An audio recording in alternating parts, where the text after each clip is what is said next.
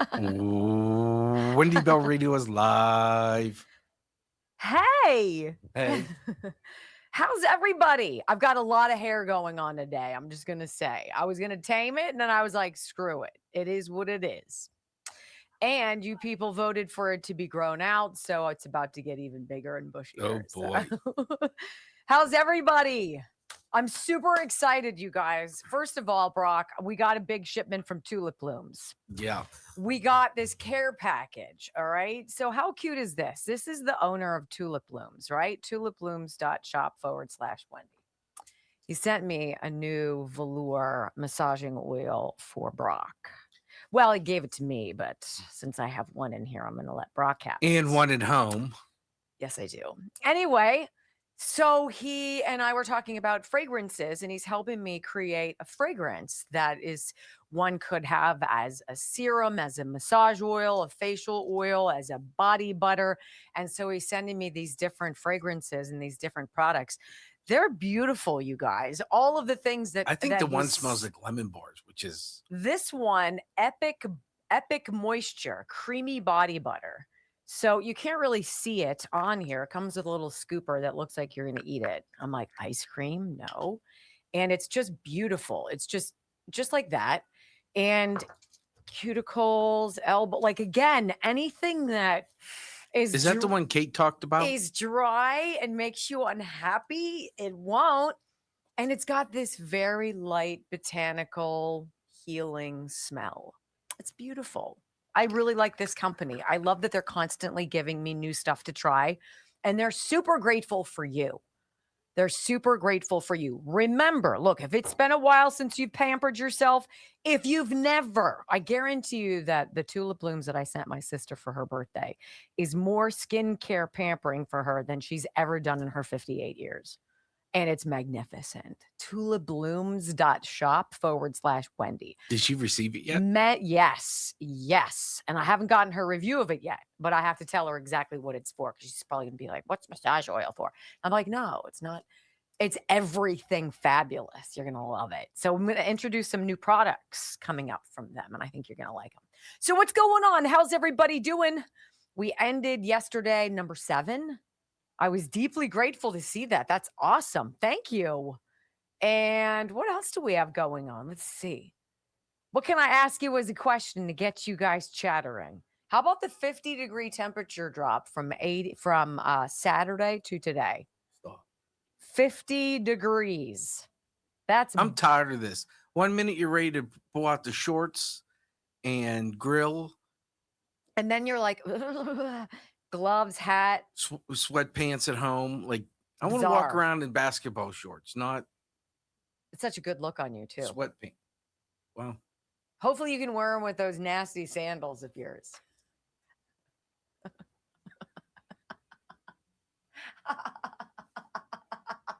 No, they're like slides. They're just like you put them on like.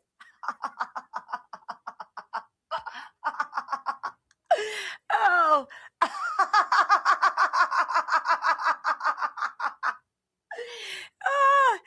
Oh, God.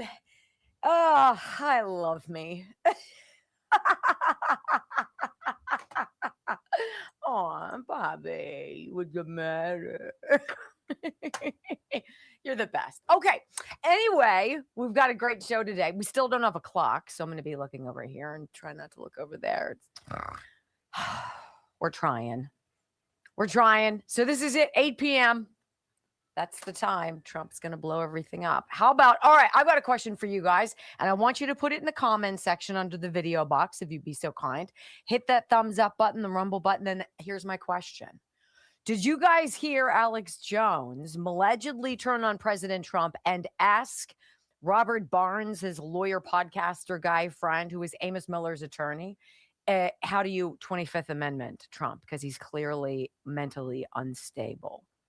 Because he's threatening to obliterate Iran. And I was like, is this a gag? Is this real? Because it seemed real. And I was like, why?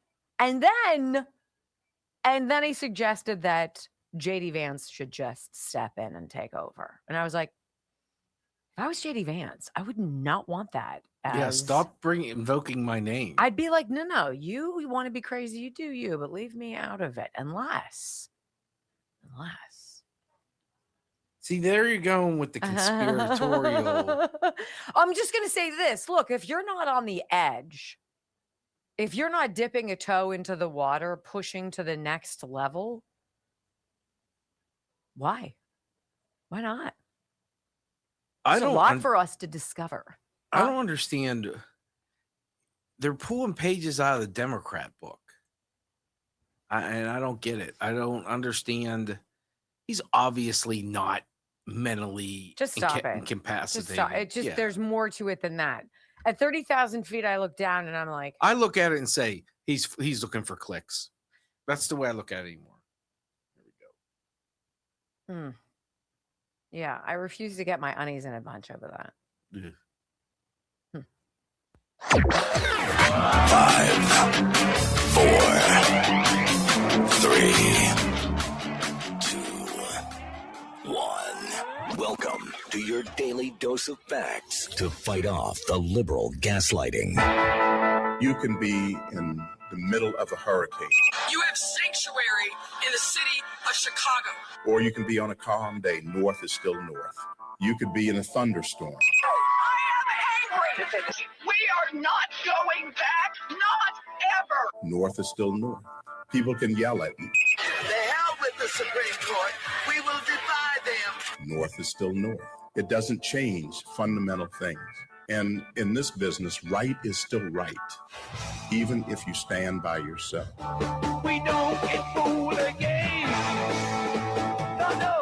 Live across the fruited plain and from sea to shining sea, we're converting the Marxist left 1 hour at a time on the Wendy Bell radio program.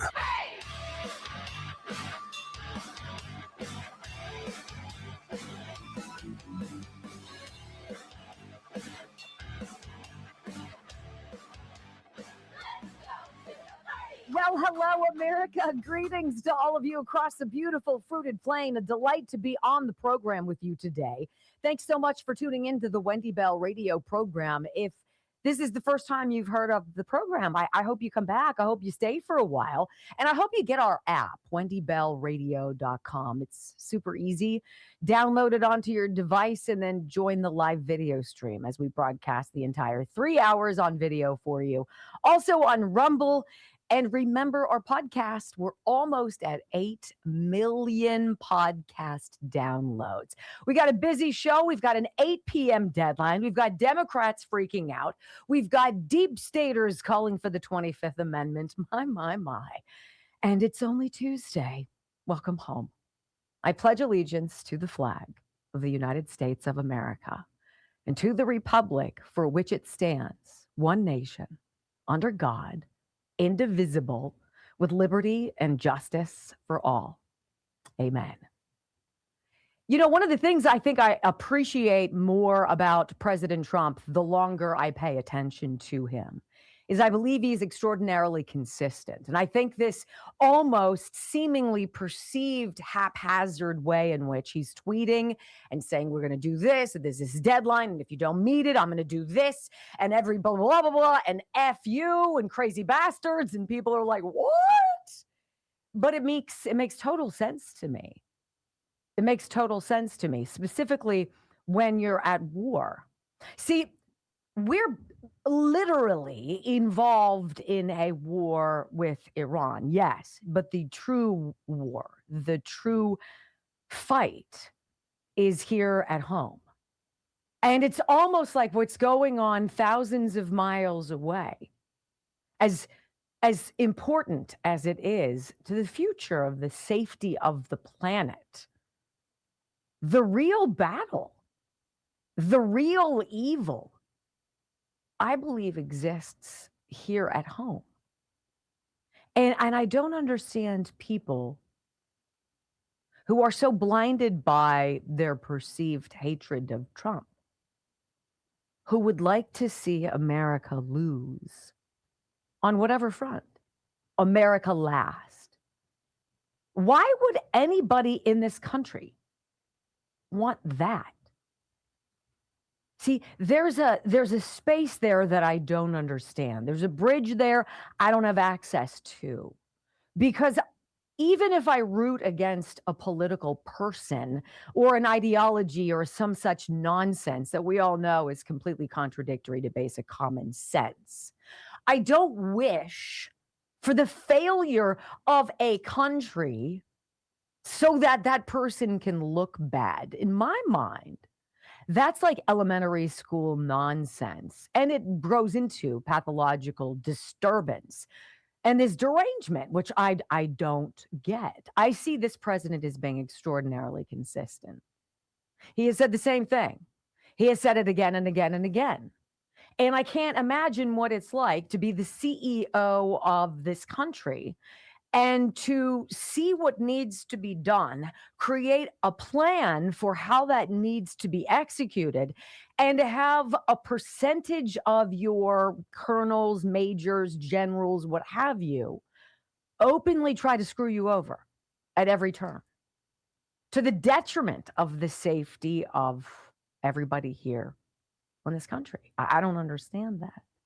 But I do understand Trump. I understand his resolve. I understand his limits. I understand all the ways that he's tried to give people off ramps. He tries to be reasonable. He tries to negotiate. He understands that the best deal is the one in which everybody walks away with something, but nobody gets the entire enchilada. He knows this. They won't give an inch. There is no budging. There is no meeting in the middle. There is open defiance, and there's backstabbing and leaking here on his side. And I'm sure he's finally done. And I think on flipping Easter Sunday, when that pilot was rescued from that Iranian mountainside, that Trump was finally like, gloves off. Open the effing straight. Stop it already. I will bomb you.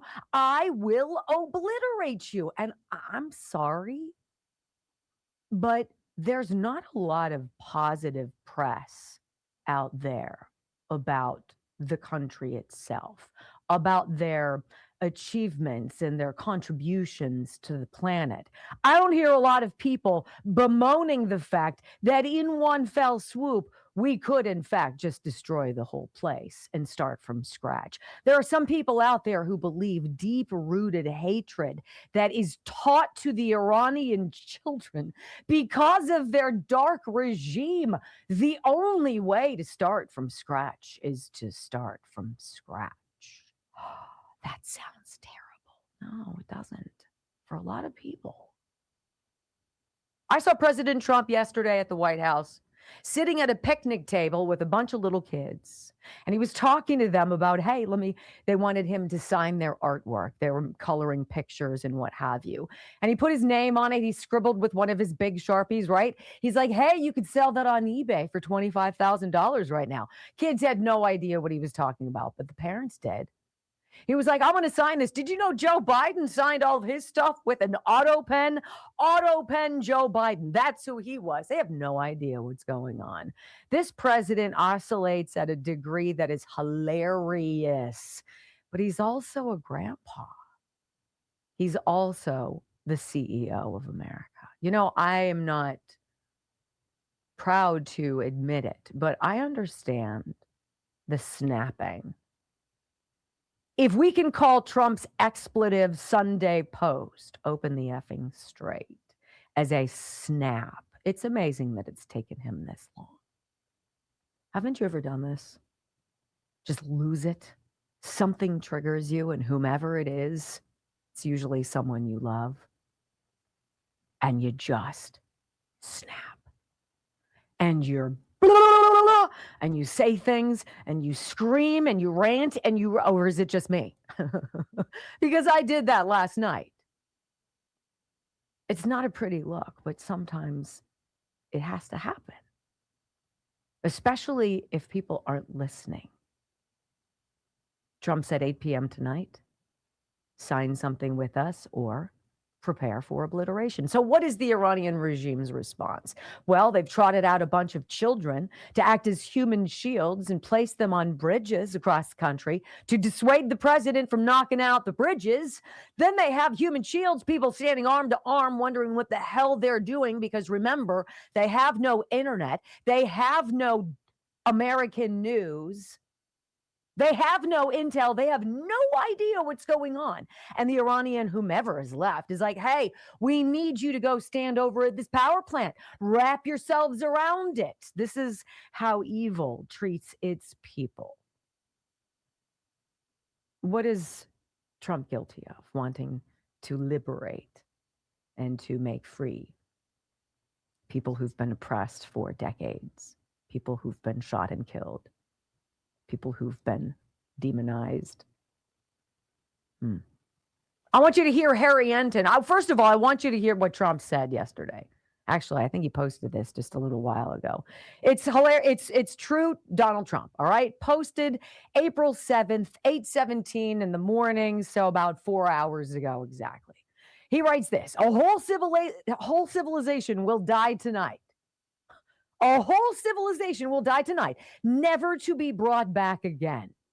I don't want that to happen, but it probably will. However, now that we have complete and total regime change, where different, smarter, and less radicalized minds prevail, maybe something revolutionarily wonderful can happen. Who knows? We will find out tonight, one of the most important moments in the long and complex history of the world. 47 years of extortion, corruption, and death will finally end.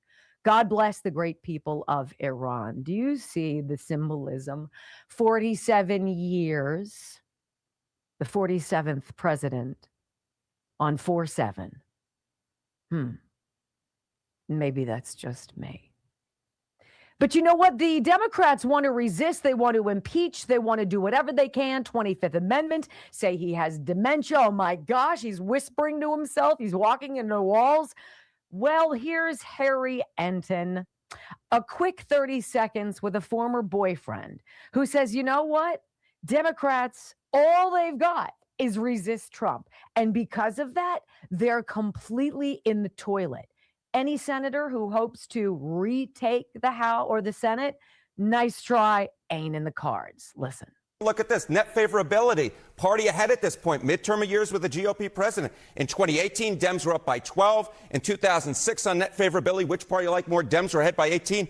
Republicans are actually ahead on net favorability at this point by 5 points. So Democrats are just simply put running behind their previous benchmarks, and they need to be running well ahead of them if they want to take back the United States Senate, given that math. To be clear, both parties are wildly unfavorable right now. However, Democrats are even more unpopular than Republicans. Some of these charts are hard for me to spin, says John Berman. So they went from Democrats a plus 18 back in the midterms in 2016. That was their favorability. Now, 10 years later, it's Republicans by 5, a 23-point swing, you don't say. That doesn't bode well for taking over anything. When we come back on the Wendy Bell radio program, this is what crazy does, in case anybody is confused. So let's talk about this. Iranian state TV literally urging the people, send your children to the bridges. What? Next on the Wendy Bell Radio Network. All right. You know what? I did not get to tell you. Look, I'm like a lot of you. And not just women, right? Middle-aged to later in life, 56. I'm not rewinding the hands of time. I just kind of want to hit pause, right? I want to hit pause and I want to regroup and recalibrate and make sure I've got everything taken care of. And that's one of the biggest reasons I personally reached out to this company, Native Path, because I take their products. And I'm like, you know what? I am now a holy convert into the world of collagen peptides. This is the most abundant protein in your body. Your production of it slows down wildly after about 50. This helps boost it up. And this is great for cartilage.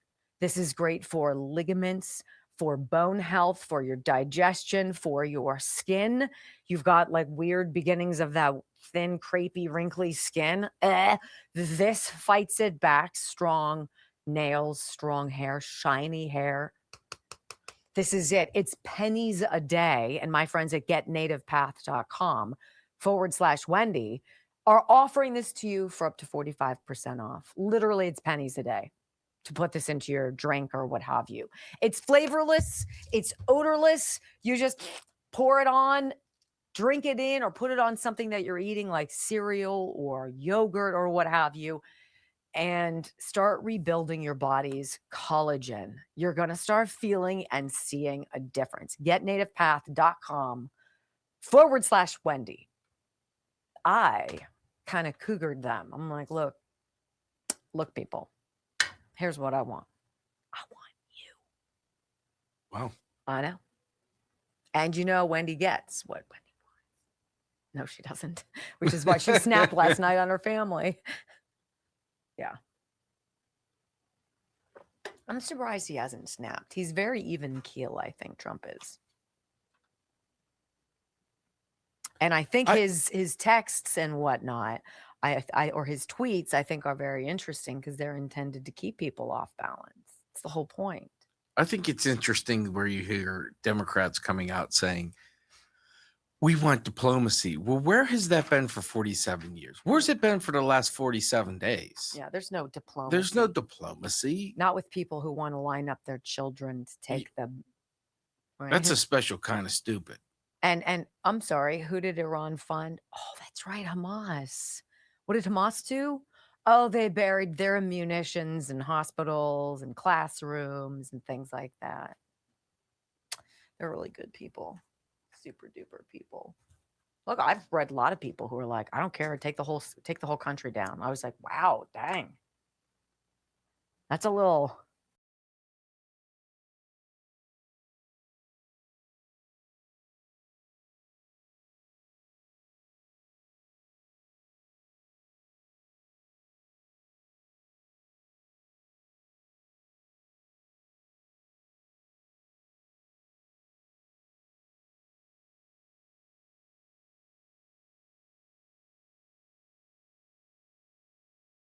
a terrorist organization that uses innocent people like women and children as meat shields, human shields. People like, Hamas, right, that hides their missiles and whatnot in schools and in hospitals, right? Just inviting any kind of military action and, oh, well, you just took out 400 kids. You know, that's sort of a collateral to them. It's like, meh, well, you know, it's the price of war. This president has seen 13 service members die during this operation, and 6 of them, apparently, not shot down by Iran. 13. If anything, this has been the most remarkable, teachable, historic, prideful military operation in American history. To go in to save one dude, to save 44, Bravo dude 44 Bravo, whatever his name was. You send in 200 other people, including 150 planes or aircraft. One guy. And the Iranian whomever is running the show is asking the women and the children, hey, do us a favor. We're all going to meet over on the bridge and we're going to take this fantastic picture together. I have no idea how they're doing it, but let's read about this. Iranian state TV now calling, and I'm looking at it right now, and the transcription of it or what have you, calling on Iranian children to surge to power plants so they can be human shields against President Trump. Students, youth, Almost everybody is invited to shield key infrastructure tomorrow. This is what this one thing says. Tomorrow, around the country's power plants, young human chain circles will be formed. This is Iranian state TV. This is the secretary of the Supreme Youth Council calling for all of the kids to come out of the woodwork. And come on, we're all in this together. Meantime, the juxtaposition is Trump not leaving one person behind. So I asked Grok, did that really happen? Are they really calling for the children to come out? And it says, yes, in fact, that is true. Meantime, as a development that I know we're all completely shocked by, the world's worst kept secret, the Ayatollah Jr., the Ayatollah Khamenei's son, apparently is not in very good shape. It's almost like Trump told us. They were like, no, he's fine. He's just not able to come out and make a public address. And Trump was like, he had his stomach blown out. What are you talking about? The guy has lost his legs. He's on life support. He's completely incompetent. He's not able. What are you talking? Yeah, well, it just came out. Ready? Iran's supreme leader unconscious and unable to be involved in any decision making. That is a good thing. That is a good thing. And anybody on the left, anybody out there who thinks that is not a good thing, got to ask you, who are you for? See, because my idea of fighting a war isn't to go and just kill people. It's to go for a mission. It's to go to solve a problem that hopefully our children don't have to freaking address again. Maybe we can stitch one thing closed in our lifetimes, yes? And to win. And to freaking win. You don't go and move your complete arsenal of machinery into that section of the planet if you're not prepared to freaking use it. And now Democrats are like, oh my God. They're so used to not having someone with a spine, someone with man parts, someone with some stones, someone who does what he says he's going to do and does it when you don't expect it. Somebody who keeps you imbalanced, somebody who keeps you guessing, someone who makes you think just a little bit that they've got a little slice of crazy and that they might just snap and blow it all up. Trump has come out a million times. I don't want to do it. I don't want to do it. I tried, giving you every opportunity. This is like parents with kids. This is like me with my sons last night. I'm not difficult. I tell you how I expect you to participate in this family. You're part of a herd. Why don't you do that? Why do I have to keep asking? Why do I have to go crazy? Why do I have to run in circles? Don't you see what's going on? What is it going to take? And then all of a sudden, people start paying attention. I hope it doesn't come to that tonight. But I guarantee you, this president has the resolve to do what needs to be done. I voted for that. When we come back on the Wendy Bell radio program, the seditious six gain a new member, calling for treasonous, traitorous activity. Curious. Next. I have a question for people in the chat. If you are against Trump doing anything in Iran, and please put it in the comments so I can go back later and read it. What's your solution? I hear a bunch of people say they're not for, or Trump's acting crazy, but like, what's your solution? What is the off ramp that you would use to be able to? And if you say diplomacy, like, explain what diplomacy is. Stop it. Yeah, explain what you mean by diplomacy. That doesn't work. That's bull crap. And do better. No, that's not the answer. No, because we already know they stonewall, they slow walk, they run through oatmeal, they drag out the clock. This is what the Democrats are trying to do to get to 2028. That's what they're trying to do. They're trying to keep everything. They try to run out the statute of limitations on things, which is why the whole grand conspiracy, which then brings things that are out of date back into being on the docket for prosecution and evidence, right? This is, let's hope, I really hope, whomever ends up being the actual attorney general, whomever that is, I really hope we see some action. You know, you're going to see action. This is what's nice about having questions about saving for the future. It can take you a website or a phone call to get this wealth preservation guide from my friends at Texas Bullion Exchange. The link to get to them is wendylovesgold.com, and I sure as heck do.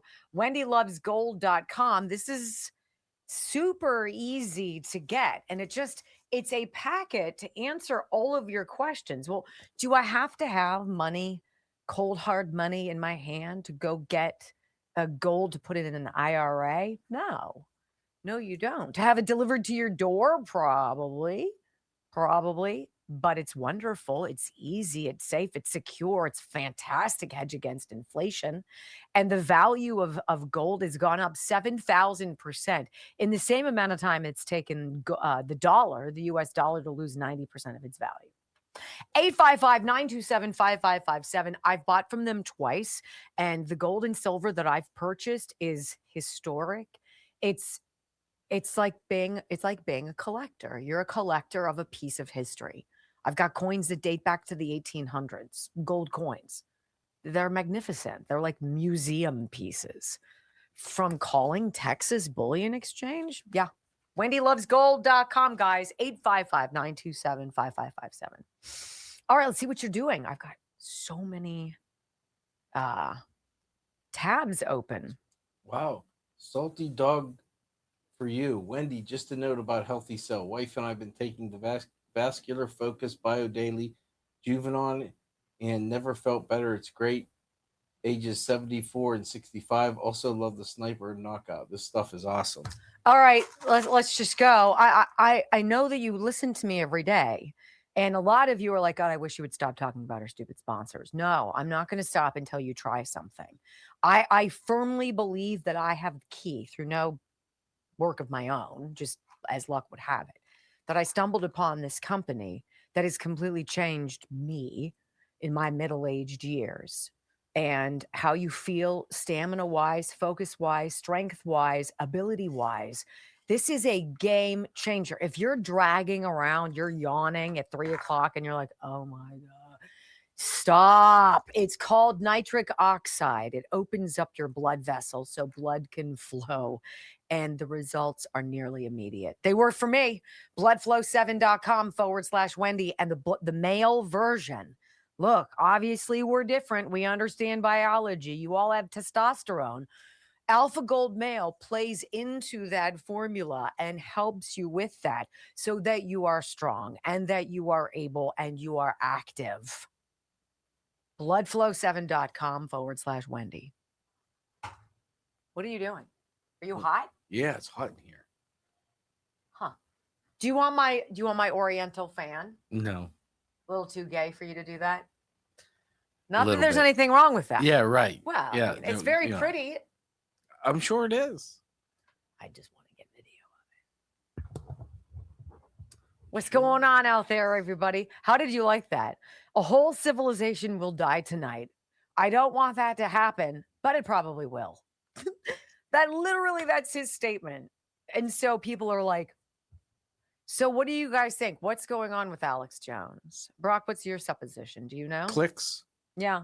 I think that knowing they full well become everyone's going to clip him and clip what he says and put it on, and they're going to get reactions, and it becomes addictive. It becomes the lifeblood of these people online, influencers, what have you. It's like once you've taken a sip from the golden chalice of 1 million views, or you've gone viral a couple times, it's like you're almost needing of it in some ways. And it's like you'll say wild things to get it. And I'm like, the Trump needs to be 25th Amendment.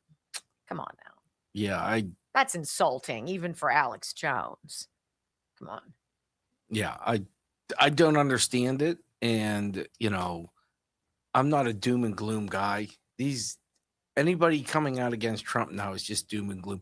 Where were they when the thousands of Iranians were getting slaughtered by their own people? They were sitting there saying nothing. So 1.61. All right, let's get to 2 by 1. I'm really appreciative of you guys and your efforts. It's very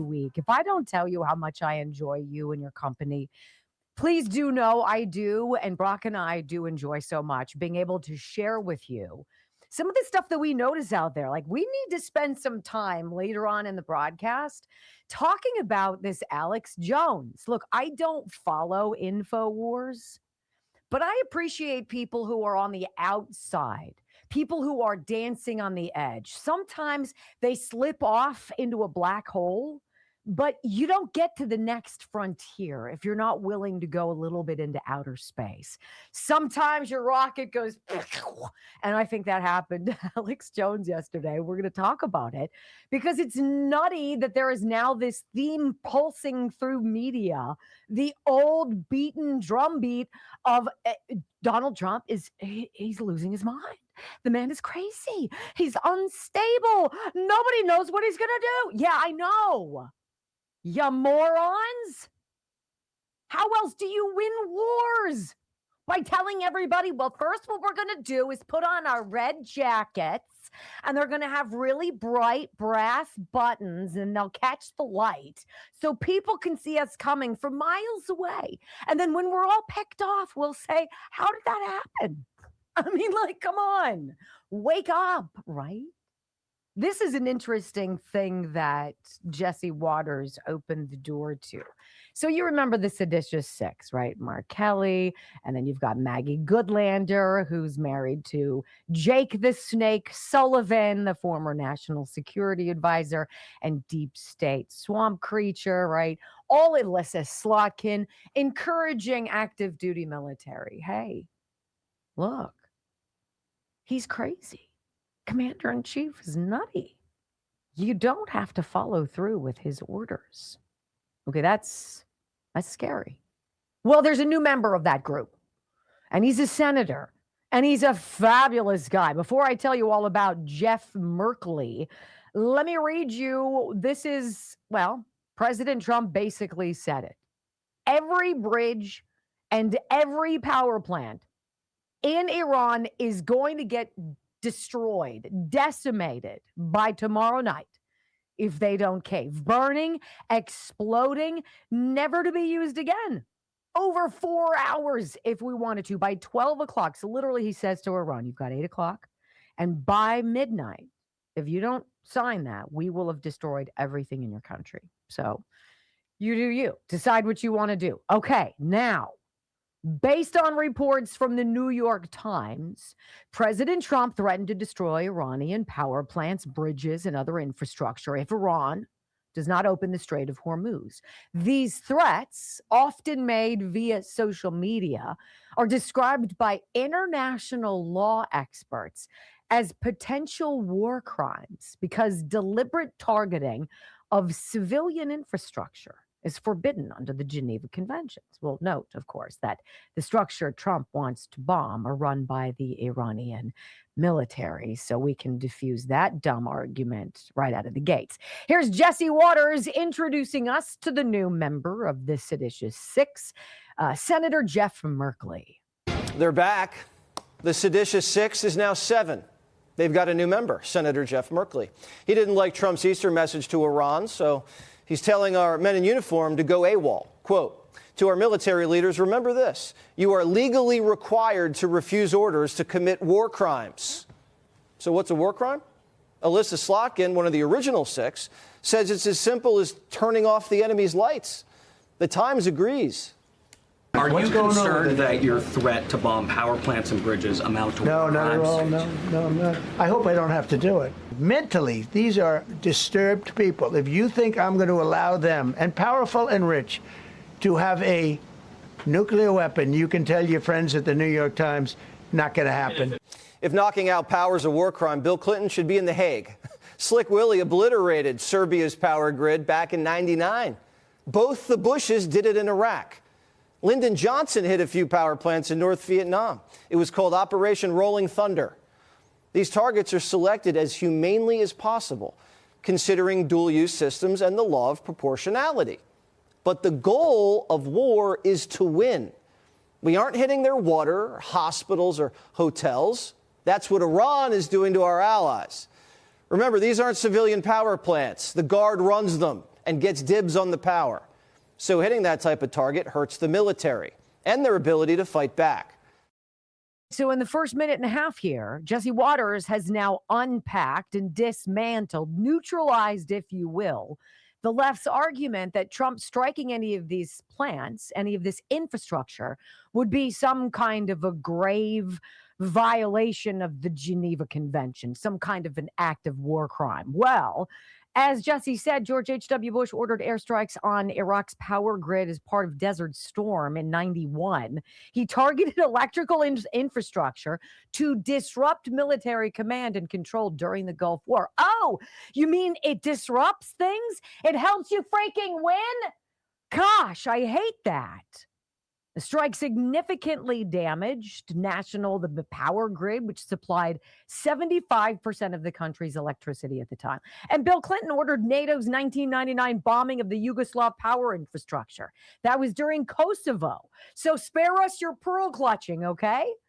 Jesse Waters continues. He's like, look, the rescue, the daring rescue, the resurrection of that downed pilot was a cheer for America moment, but the left can't ever cheer. They can't stand for people who are being celebrated at the State of the Union. Sure as hell, they're not going to celebrate a U.S. military mission that's a success. The ceasefire terms are simple. They have to open up the strait and knock off their nukes. But Democrats say Trump's winging it. This is all embarrassing and juvenile, and it's people trying to act like they're puffed up and tough when what we really see from the administration in this war is the absence of a plan, the absence of a clear rationale, no effort to get allies on board, and thus deep unpopularity of this war with the American public. This should be a rally around the flag moment, and Democrats are just ragging on the president, just like they did when men's hockey won gold. America wins, the left can't even clap. If you can't root for America because Trump's running it, that's your problem. The media thinks Hollywood's smarter than the CIA. Listen. Playing on cable right now on a loop is Top Gun Maverick. There was more of a plan in the fictional plot of Top Gun Maverick than there appears to be in this very real, very live situation in the United States war with Iran.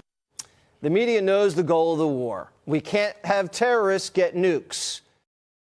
And we can't let Trump get credit for making the world a safer place. Jonathan Capehart, you affected schmuck. It sounds like there's just no plan. How many times, guys, have you heard from Marco Rubio on this program? How many times have we played for you the audio from Caroline Leavitt, from Dan Kane, General of the Joint Chiefs of Staff? How many times has Pete Hegseth freaking said it? How many times has Donald Trump said the same daggone thing? We're doing this to stop that. This is our objective. This is the timeline. And peace out. Thank you. And we'll be back next week. That's what they've done. Jonathan Capehart, you're either stupid, right? Or you're a deep stater, bud. Audio soundbite number 3. Jesse Waters, a problem. Maybe Americans are just used to losing. They're used to always being lied to, being beaten and embarrassed, having sucky leaders who do sucky things. And all of a sudden now it's like, what do we do with this?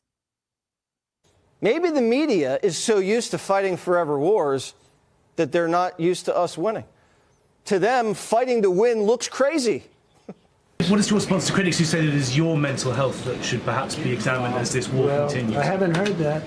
But if that's the case, you're going to have more people like me, because our country was being ripped off on trade, on everything for many years until I came along. So if that's the case, you're going to have more people. The same people who propped up bumbling Joe Biden now want a 25th Amendment President Trump because he's making Democrats look bad.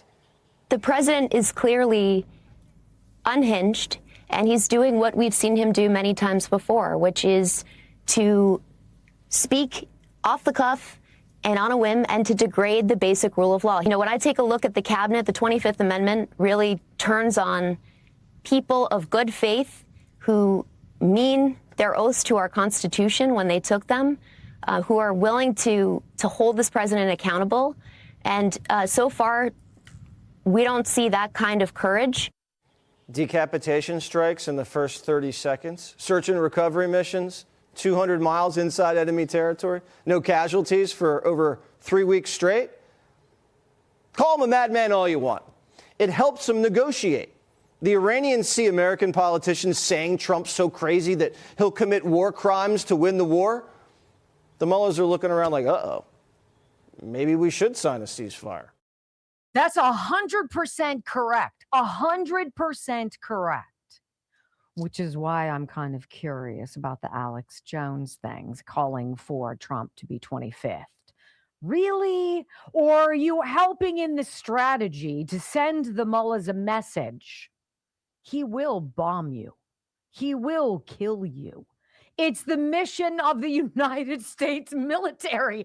If you threaten or kill an American anywhere on planet Earth, we will hunt you down and we will kill you. I mean, is there a lot of gray area there? Call him whatever you want. This president, holding this president accountable. The guy who went in last year and in a Luke Skywalker, Luke, trust the Force, closes his eyes and goes, and the thing goes down and the Death Star blows up. Oh, yeah, that happened last year. 0 casualties. Then there was that, well, we'll negotiate with Venezuela for the next 10 days or so. Oh, and the next morning when everybody's getting together for breakfast, oh, and nobody got killed on that either. Oh, right. We need to hold this president accountable, says Maggie Goodlander, whose deep state husband of suck was one of the architects of American demise. I got it, Maggie.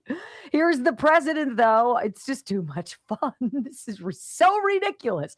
The president calls out, yesterday was great. He called out NATO and our allies who've given us a big fat shaft. It's not just NATO. You know who else didn't help us? South Korea didn't help us. You know who else didn't help us? Australia didn't help us. You know who else didn't help us? Japan. We've got 50,000 soldiers in Japan to protect them from North Korea. We have 45,000 soldiers in South Korea. Japan didn't help us. Australia didn't help us. South Korea didn't help us. And then you get to NATO. NATO didn't help us. And you know who heard that loud and clear? The Prime Minister of Japan, right? Who was here recently and gave Trump a hug. Yeah, he's not too pleased. So here's my question for you when we come back. What is more dangerous? A president seen as a great disruptor, as crazy, unhinged, and totally predictable? Or Democrats? I know, it's a lot to chew on. Do so. We'll regroup in like 4 minutes. Next on the Wendy Bell Radio Network. Jesse's part in that last one, he's exactly right. He's like, you want them to be off of their game. You want them to be discombobulated. You don't expect somebody to strike during the brightness of the day. You're like, they'll clearly come in at night because it's easier that way. Or no, they won't. They'll just do some electromagnetic mumbo and everybody will be like, and then they'll wake up with like blood coming out of their nose and Maduro and his wife will be gone. Yeah, about that. God, I hate Trump. Oh my goodness. All right, let me tell you guys. It shouldn't be this enjoyable. I want to tell you about Dr. Simkovich.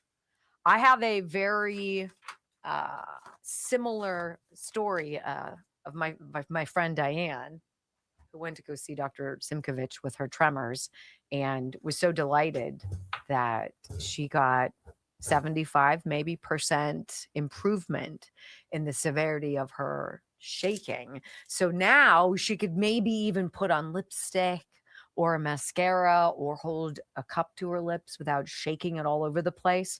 Her feeling about leaving his office the first time. I've been seeing a doctor. I'm hopeful that we'll be able to work with him. Brock and I have both been, who's made me feel the same way with my stupid foot. So I understand what Diane says when she's like, my normal just got so much better. That's Dr. Simkovich. Headaches, concussion, traumatic brain injury, things that you don't think you'll ever get help for. You've got nothing to lose. You have nothing to lose. 412-366-3700. 412-366-3700. Simkovich, concussioninstitute.com. And Diane's testimony, I'll read it probably tomorrow. It's beautiful. Glad to see a friend feel better, you know?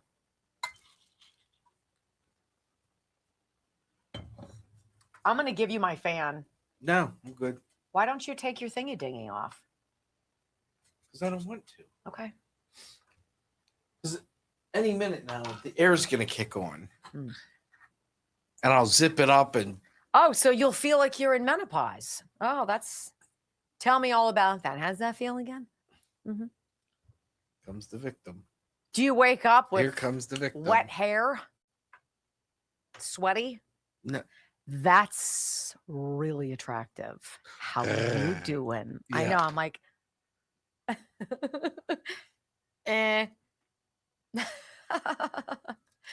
I share too much. I do sleep with a fan right next to me on me. On your face? Yeah. Look, it oscillates between my feet and my head. That would drive me crazy. Oh, We have one in the room, but it's more or less a noise killer because our bedroom is right above the living room. And you don't want people to feel like when you go to bed at like 5 that they have to tiptoe around and be quiet. This woman is a real piece of work. Holy moly. And but then you know what the worst part about this is? To her, this is rational and sounds... This is a logical solution to a problem. Wow. Mm-hmm. She's got to be not married. Cat lady? Let's see if she's Suzanne Caratasos. Crazy. Suzanne Caratasos, married?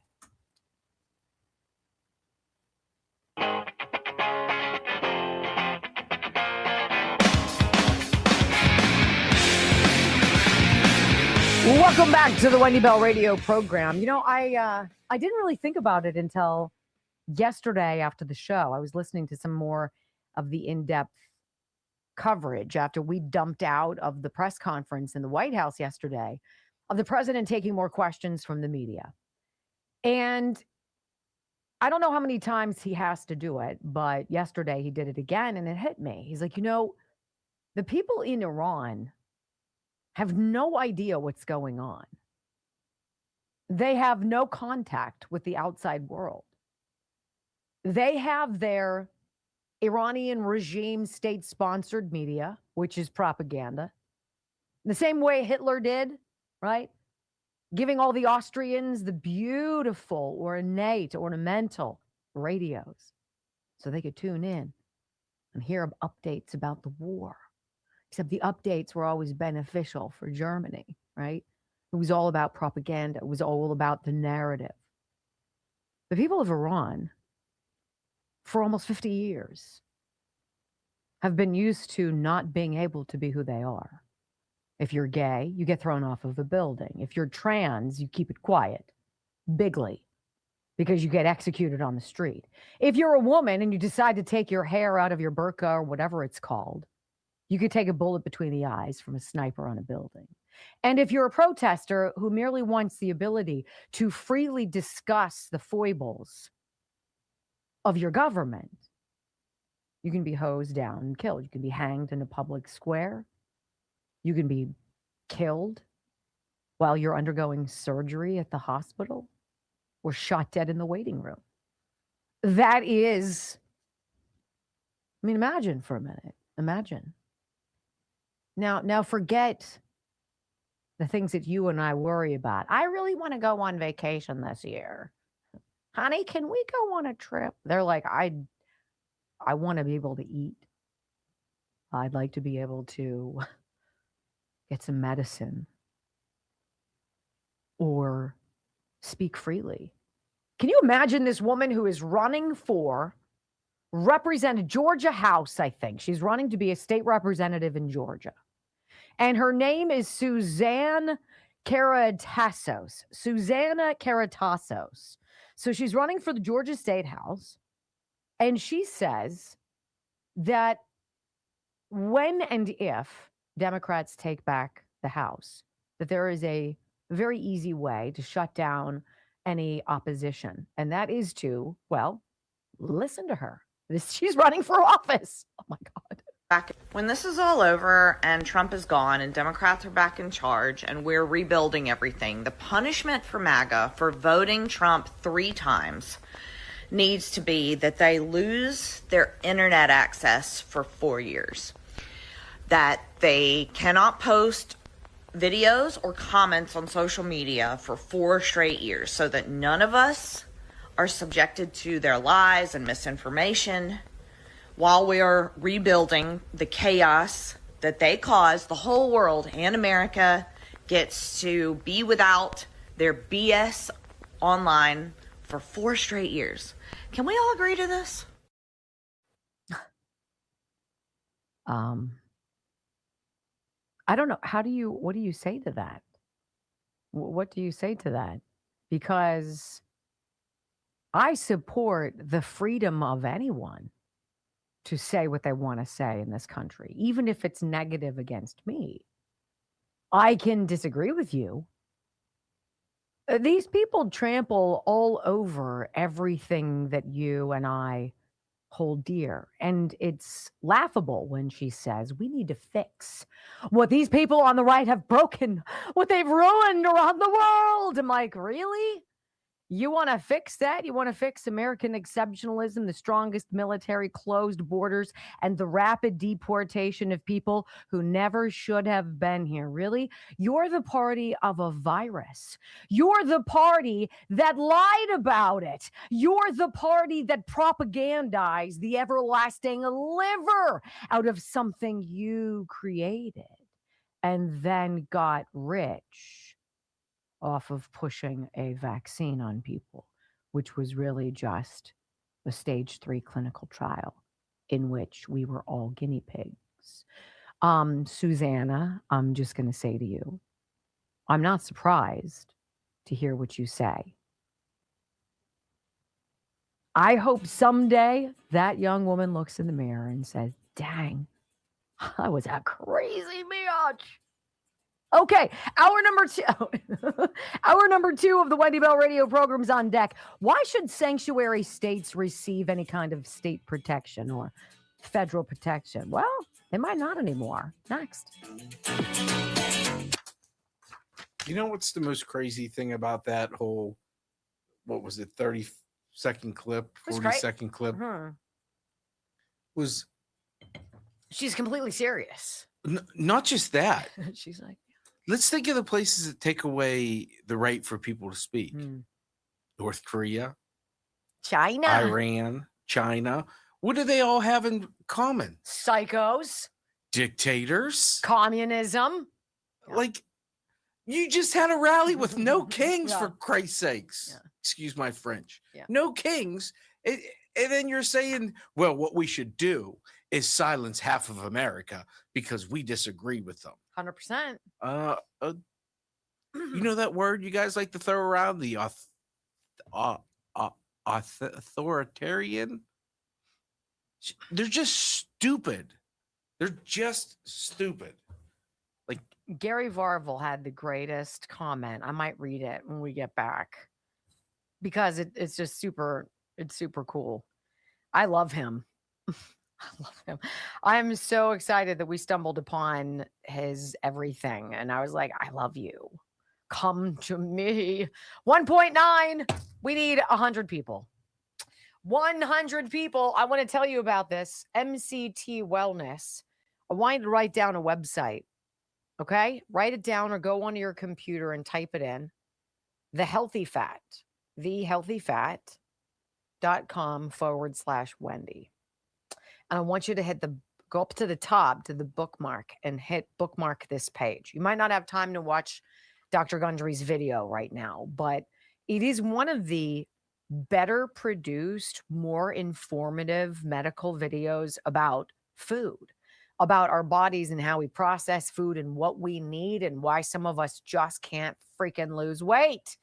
And then at the end, he's like, look, I lost 70 pounds drinking this stuff. It is delicious. It is called MCT Wellness. It's a dietary supplement. It's one of his biggest sellers. And it's important, 70 pounds. And he's like, look, I've seen thousands of people lose significant weight. And it says on the back, it says supports production of ketones for more energy, MCT and polyphenols. You're going to learn about polyphenols and what's so important about this to support brain health. So this isn't just about losing weight. It's about staying focused. It's about all of it. Simple scoop in the water you're already drinking. And it's 20% off with my name. thehealthyfat.com/Wendy. I love him. I think he's great. He's great. He's in his 70s. And I'm like, dang, can I age like that fella? Looks fantastic. And his wife is darling. All right. 101. What? I think you should take me golfing Friday. Supposed to be 76. This is what's agitating about our weather.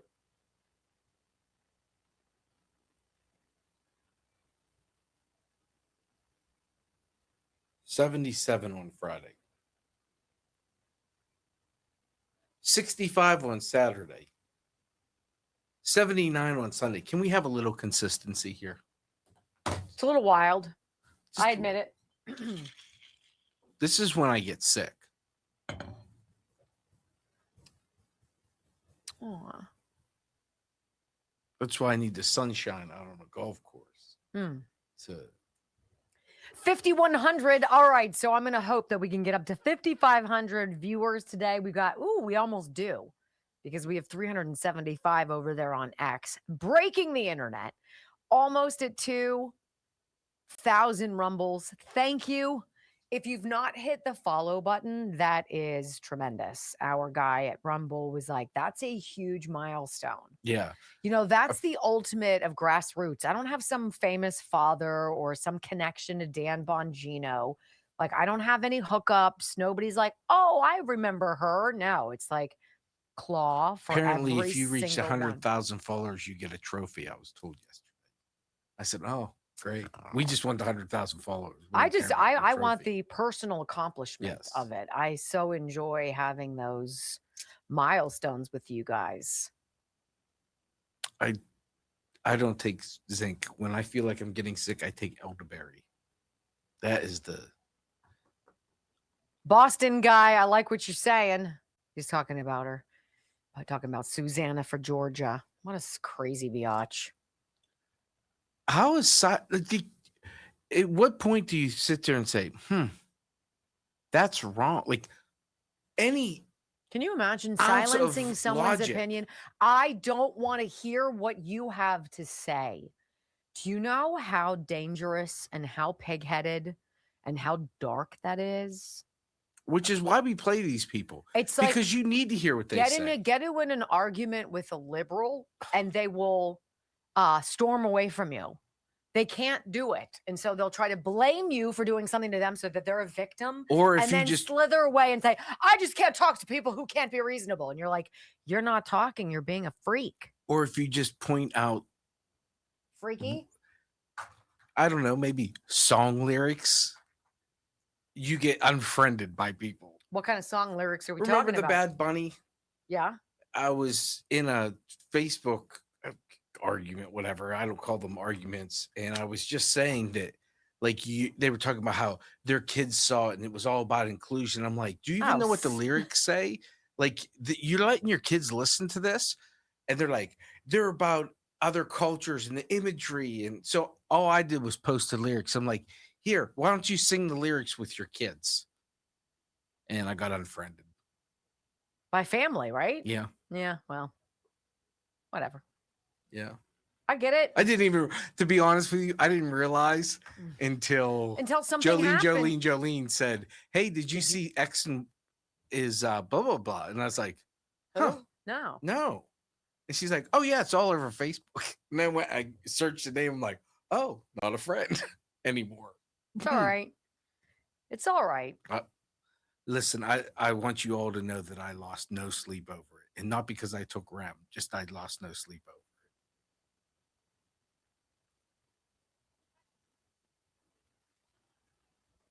Facts can be a bad thing when you're an idiot. Well, this next thing I'm going to read to you because I skipped it at the bottom of the other segment. Ugh. 4, 3, 2, 1. Wendy Bell, America's anchor mom, fighting for America 1 hour at a time. Welcome to the family. We're going to win so much. We're going to win at every level. We're going to win economically. We're going to win with the economy. We're going to win with military. We're going to win with healthcare and for our veterans.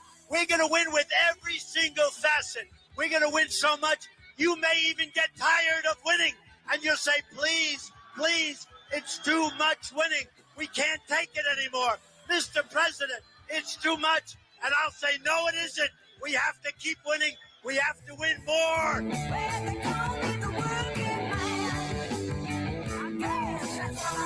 We're going to win more. 3 hours of bold truth and excellence. You've just signed up for the WBR Army. Strap in. This is the Wendy Bell radio program.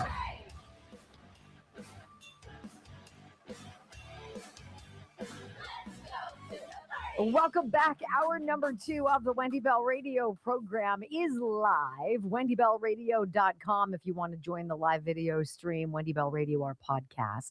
So if you do not follow Gary Varvel, our friend, he is a biblical scholar. And he has a beautiful common sense conservative take on current events with his fantastic syndicated cartoons. He's just so talented. But he also kind of teaches you a lesson. He uses current events, but often goes back into the Bible, back in history to give you a broader perspective of perhaps what's going on. I want to read you what he put yesterday, and it's really cute.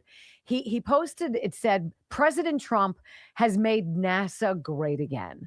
Thanks to the big, beautiful bill, NASA finally had the funding to send 4 astronauts on a mission around the moon, the first step toward building a permanent lunar base. Just imagine the meltdown on the left if NASA names it after Trump. The Trump derangement syndrome crowd is already hyperventilating, he writes. Over the weekend, while Trump was in the White House overseeing the rescue of a downed U.S. pilot in Iran, rumors suddenly started flying across the internet that the president had been rushed to Walter Reed Hospital. Apparently, if Trump isn't holding a press conference every 12 hours, the media assumes he must be on life support. Of course, they hate everything Trump does. They hate it when he ends wars. They hate it when he starts wars. They absolutely can't stand the idea of him winning wars. At this rate, if astronauts plant an American flag on the moon and salute President Trump, CNN will probably run a panel asking whether the moon is now a threat to democracy. It's absolutely right. And Gary has this beautiful ability to encapsulate the crazy, right? So I think we need to have a pretty serious talk, and it'll happen, about these sanctuary cities. You know, I know the mayor of my community. His name is Corey O'Connor, and he used to teach at the high school where my boys have all gone, a Catholic school here in Pittsburgh. And he was a golf coach. And then he was on he was on the city council, Pittsburgh City Council. His father, who died in office, sadly, was mayor back in the day as well. And so it was sort of like a Hillary Clinton kind of thing. It's his time. Now, I'm wondering, a young man in his 40s, it doesn't mean that he doesn't have aptitude, but what does he bring to the table? Some phenomenal business acumen? Was he a soldier? Did he go learn something about leadership and commanding other people? What is he doing? What has he done? How has he earned this great honor? And why on earth would the first thing he do be to put out a public statement saying the city of Pittsburgh will not be cooperating with ICE? Why would you do that? Because you're a small-minded Democrat schmuck is why. And you're playing a very dangerous game. And you're telling everybody within your confines of your city, I care more about pushing back against people who are here to make you safe than I am about you. So suck it. I have a very visceral feeling about this. So does Mark Wayne Mullen. The new Department of Homeland Security Secretary is on the ground. He did an interview yesterday with Brett Baier at Fox News, and he dropped this idea of why, if we have these sanctuary states and sanctuary cities, places where that basically project to people who are illegal, come to our city, we will take care of you. We will pay for you. We will educate you. We will clothe you. We will feed you. We will make sure you get great medical care. We'll do Why then would the Department of Homeland Security provide protection for, I don't know, the international airports in these sanctuary cities? If you guys are going to let people come and go as you wish, you're not going to cooperate with ICE agents regarding following the law, then why do we put our people on detail to protect folks coming into your airport? That should be on you. That should be on you. So I'm going to read you 2 paragraphs before you hear from Mark Wayne Mullen. I think it's a very interesting point. New DHS Secretary Mark Wayne Mullen floats removing customs and immigrations from major airports in sanctuary cities. He said just one area we may take a hard look at is some of these cities with these international airports. If they're a sanctuary city and they're receiving international flights, and we're asking them to partner with us, you want us to be there with you to make sure that nobody is coming in from these flights into your community that is a possible danger. But the minute you step off of airport property, you're giving us the middle finger or doing what our suck mayor in Pittsburgh, Corey O'Connor, did. We're never going to comply with ICE. We will resist because that's what progressives demand. Well, then we're just not going to protect you. It seems logical. Here's what he said. I believe sanctuary cities is not lawful. I don't think they're able to do that. And so we're going to take a hard look at this. Just one area we may take a hard look at is some of these cities have international airports. If they're a sanctuary city, should they really be processing customs into their city? I mean, seriously, if they're a sanctuary city and they're receiving international flights, and we're asking them to partner with us at the airport, but once they walk out of the airport, they're not going to enforce immigration policy. Maybe we need to have a really hard look at that because we need to focus on cities that want to work with us. So you're saying that big cities that are sanctuary cities that have a big airport, they might lose their customs? Well, I'm saying we're going to have to start prioritizing things at some point. Right now, remember, the Democrats are wanting to defund Customs and Border Patrol. Well, who processes those individuals when they walk off the plane? And so I'm going to have to be forced to make hard decisions. Who's willing to work with us and partner with us? Once again, I'm not going outside the policies that Congress passed for me, and we're not trying to push those, but we're saying you got to partner with us. You got to partner with us. I think it's hilarious. After this aired, Gavin Newsom chirped in, the suck governor that he is in California. And he's like, oh, this is ridiculous, putting people in danger because, blah. And it's like, wait a minute. Aren't we all part of the longest government shutdown in U.S. history right now? Aren't we all still through that? We're still going through that. because the Democrats don't want to fund the Department of Homeland Security. They don't want to fund Customs and Border Patrol. They don't want to fund FEMA. They don't want to fund the Secret Service. They don't want to fund Border Patrol and ICE agents. Isn't that curious? And so when Markwayne Mullins says, well, you don't want to pay us, you want to cut our budget, why should we be here protecting you? You guys clearly could do it yourselves. And then they cry, outrageous! They're going to put us all in danger. Like it's seriously, it's like dating a crazy chick, right? You just don't know which way to go. You're like, who are you today? I can't gauge. That's the story. And so we were thinking. He went on to claim, Mullen did, the Democratic Party planned to defund Customs and Border Protection, though he referred to the agencies as Customs and Border Patrol, who processes those individuals when they walk off the plane. Why should we do it? You've crapped on us. You've taken away our money. And then if something goes haywire because of your decision not to partner with us, you're going to want to blame us for putting you at danger. Hello, it's the same insanity as defunding the police and then being mystified when a rapist comes in your house. However did that happen? It's an operational failure with the police. No. Your lousy decisions have very real life consequences. So what are these sanctuary cities and states that would be impacted? And can you imagine this? What do we have coming up, Brock, in LA? Do you have the World Cup? You've got Olympics. What else? It's like a lot of stuff coming up. You've got people coming in from all over the world, right? And how about border protection and whatnot? Customs, they're like, I'm sorry. We're busy, right? Brock? I think that the World Cup, before it even gets to California, there's other states like New York and Massachusetts, which would both be sanctuary places. Oh my God, it's so weird that you should say that. Oh, sorry. No, you're right. Let's talk about the sanctuary states.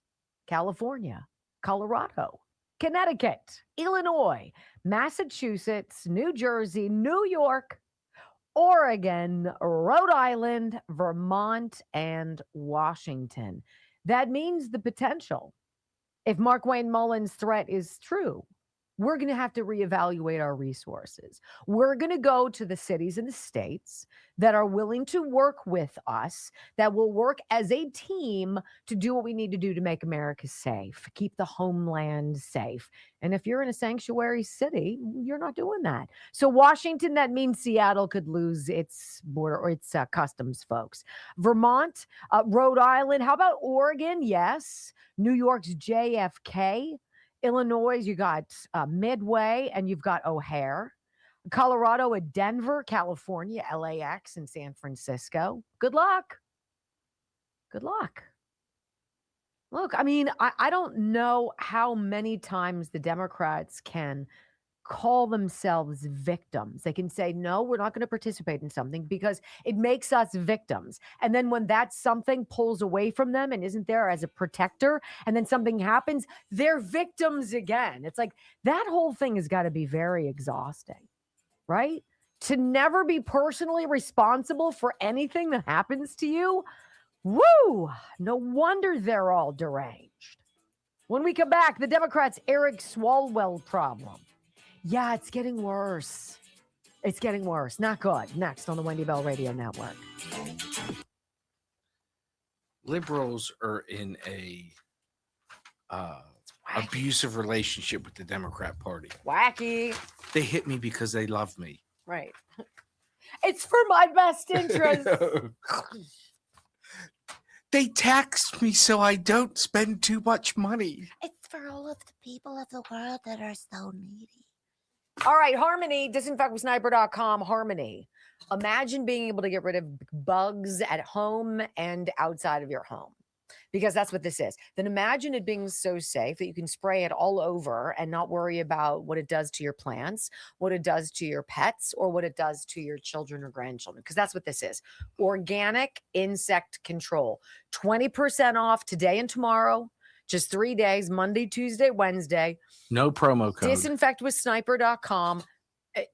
I'm telling you, the products, you know as well as I, are phenomenal. It says kills aphids, green fruit worms, brown and spotted mites, soil lice, russets, and hundreds of other garden pests. And it says, unlike other insecticides, Harmony acts to emulsify the very outer layer of the target insect. It basically kills it from the outside in, which is very interesting. This allows the small amount of inner fluids to evaporate from the body, resulting in death by dehydration. That is a very interesting thing. So it's a reaction. And they find that this is what's great. And they don't leave residue and all sorts of stuff all over your fruits and flowers and everything. Disinfectwithsniper.com. It's called Harmony. I'm telling you. I can't wait for the mosquito stuff to come out.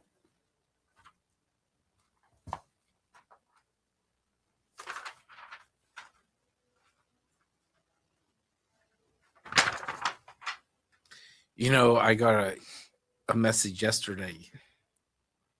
Our friend, Dr. Mike, ordered 12 quarts of Harmony. Oh, wow. Yeah. Because he has a wood home. Right. And he lives out in the middle of nowhere. Yeah, yeah. He uses it all around his home. So when the sale came on, he went and bought 12 quarts. Stuff works. It does. Works. It's safe. And then while you're there, if you don't just pick up Sniper, yeah, you're wasting your time. It is the greatest antibacterial, antimicrobial, antifungal, hospital grade disinfectant that's safe enough to squirt in your face.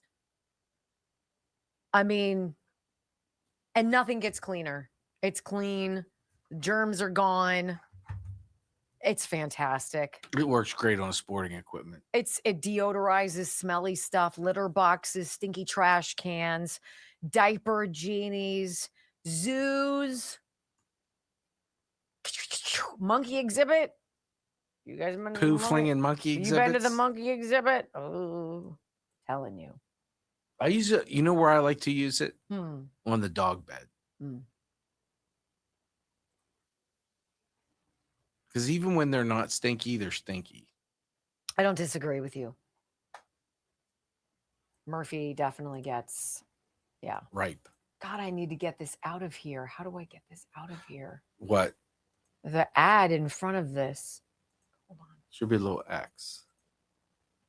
Do you want me to come do it? No.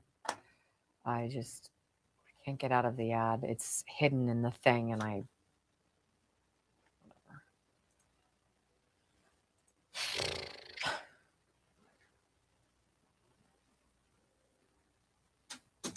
This is a story. This is to piss off the liberals.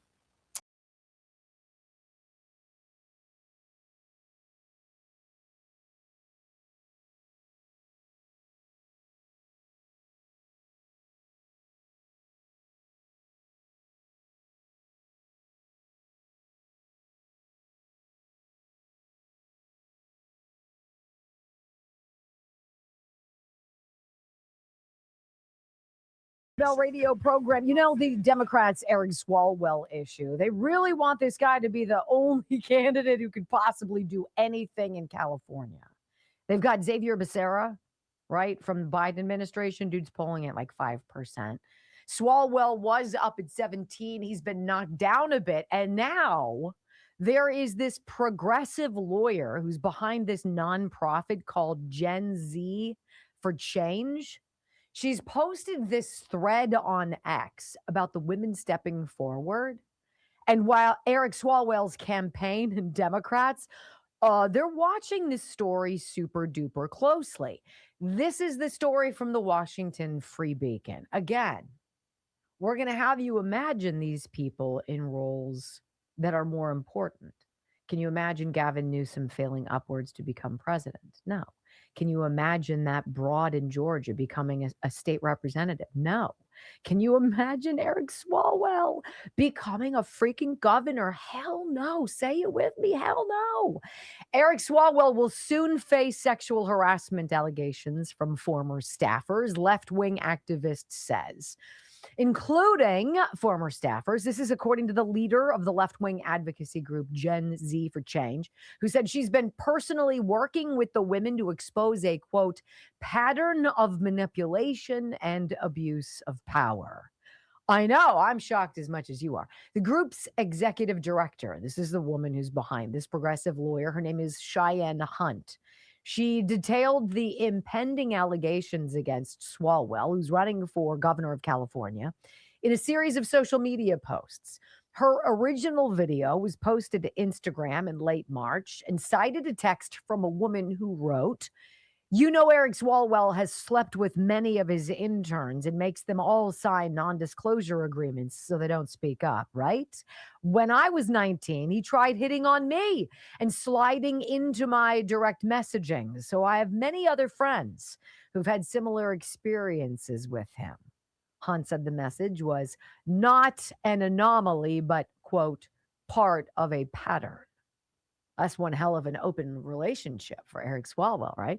Hunt followed up with a video posted Sunday titled, "Why I Came Forward About Eric Swalwell." She said she's personally working with a group of women who want to come forward and share their stories. And they're also aware of a much larger group that is also in this process. Okay, beyond that, the older millennial, one of our favorite contributors on X, talks about what Eric Swalwell, not just being, sleeping with a spy, but lying on his financial disclosure forms multiple times. Here you go. All right, so for all intents and purposes, Democrat Eric Swalwell should be going to jail. Now, he's not going to, because we don't punish politicians in our justice system. But guys, not only did he get caught paying from his campaign funds nearly $300,000 to his wife for watching their own child, but he actually submitted a written request to the FEC before he did this, asking if that was legal. And the FEC replied, no, that's a crime. And he did it anyway. On top of that, he actually asked the FEC whether or not he could buy a suite for the Washington Nationals from his campaign funds. And again, they told him no in writing, and he did it anyway, spending tens of thousands of dollars on it of campaign funds. And then he asked the FEC if he could spend $84,000 on a personal trip to Qatar. They said no, and he did it anyway. And to top it all off, he's apparently all his staffers and interns and having them sign NDAs to keep quiet. That should be enough to send somebody to jail, because he doesn't even get to play the "oh, I didn't know" card, because he submitted requests to do this in writing and was told in writing, no, Eric, that would be a crime. And he did it anyway. So now this lawyer, following up in a video posted Sunday titled "Why I Came Forward About Eric Swalwell," said she's personally working with a group of women who want to come forward and share their stories. She's also aware of a much larger group also in this process. A shocking number of credible women came forward after Hunt posted her first video, she added, and basically said, "We have secured pro bono legal representation for these women. They are in the process of sharing their information with major outlets while ensuring that their legal and physical safety is protected." Well, now that's very curious. This is going to become way more of a liability. Way more of something that they cannot shield, at least with Joe Biden. You could put him in a corner somewhere. You could lay him out in the hyperbaric chamber, give him whatever oxygen he needed, juice him up with whatever fluids that would make him Weekend at Bernie's pop to life for the requisite 45-minute photo op every 6 months.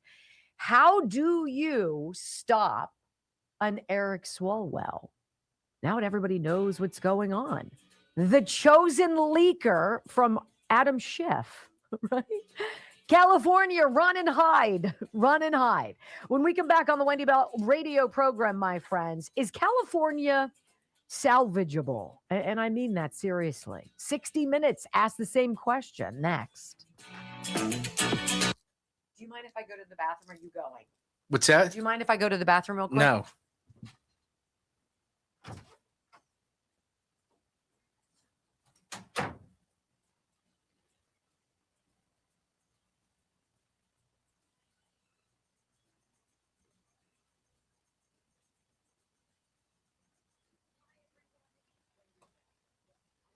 See, this is the conundrum the Democrats put their people in, their voters.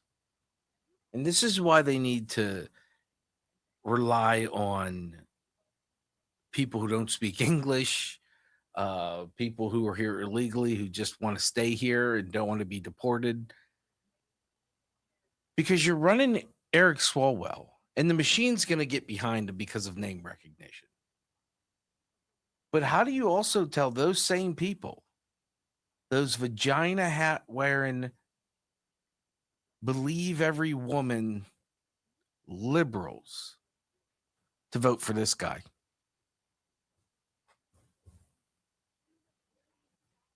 Make it make sense. Make the rational. There's no rational way to say this, but how does he even argue his point? He's the one to protect Epstein's, put out the names of the Epstein file. This is no different. If you need to have someone sign an NDA, you've probably done something. You've probably, if you're not famous, Eric Swalwell is not famous. Please. Are there famous people out there that sign NDAs? Of course. Are there court cases that have NDAs? Of course, because people don't want to admit how much they had to pay. But when you're Eric Swalwell and you have interns,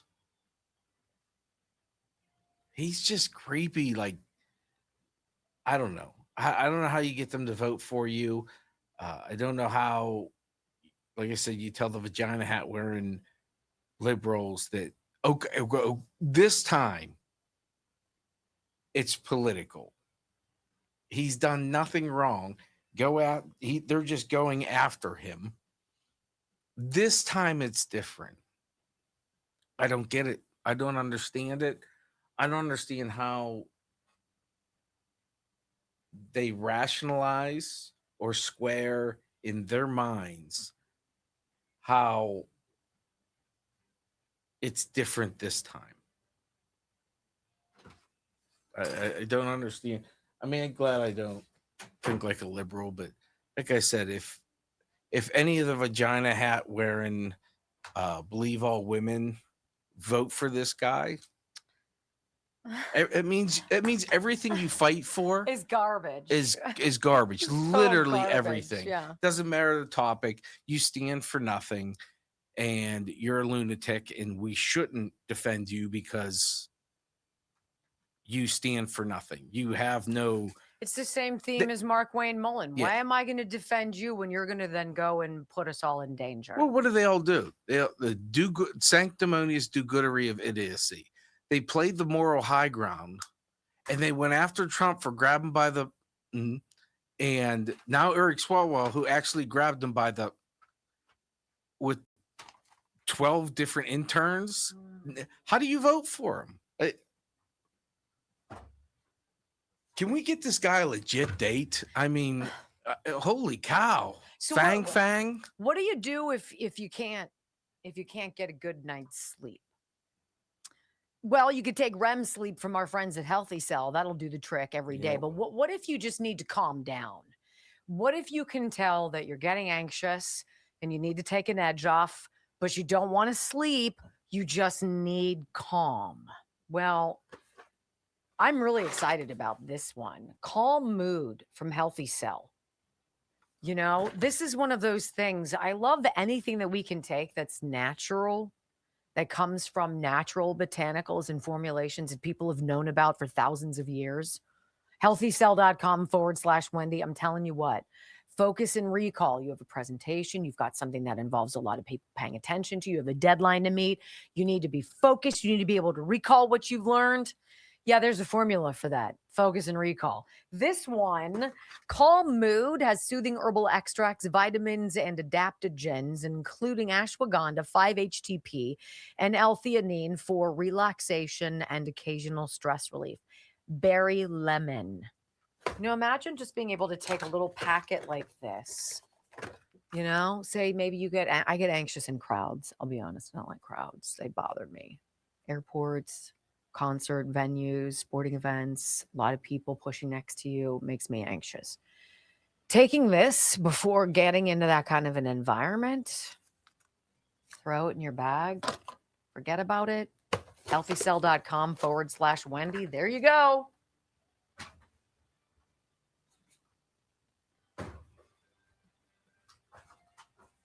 I took another REM last night. Another REM sleep. It's peaceful sleep. And I think the best part is waking up and not feeling like you got hit by a truck. I appreciate that. All right.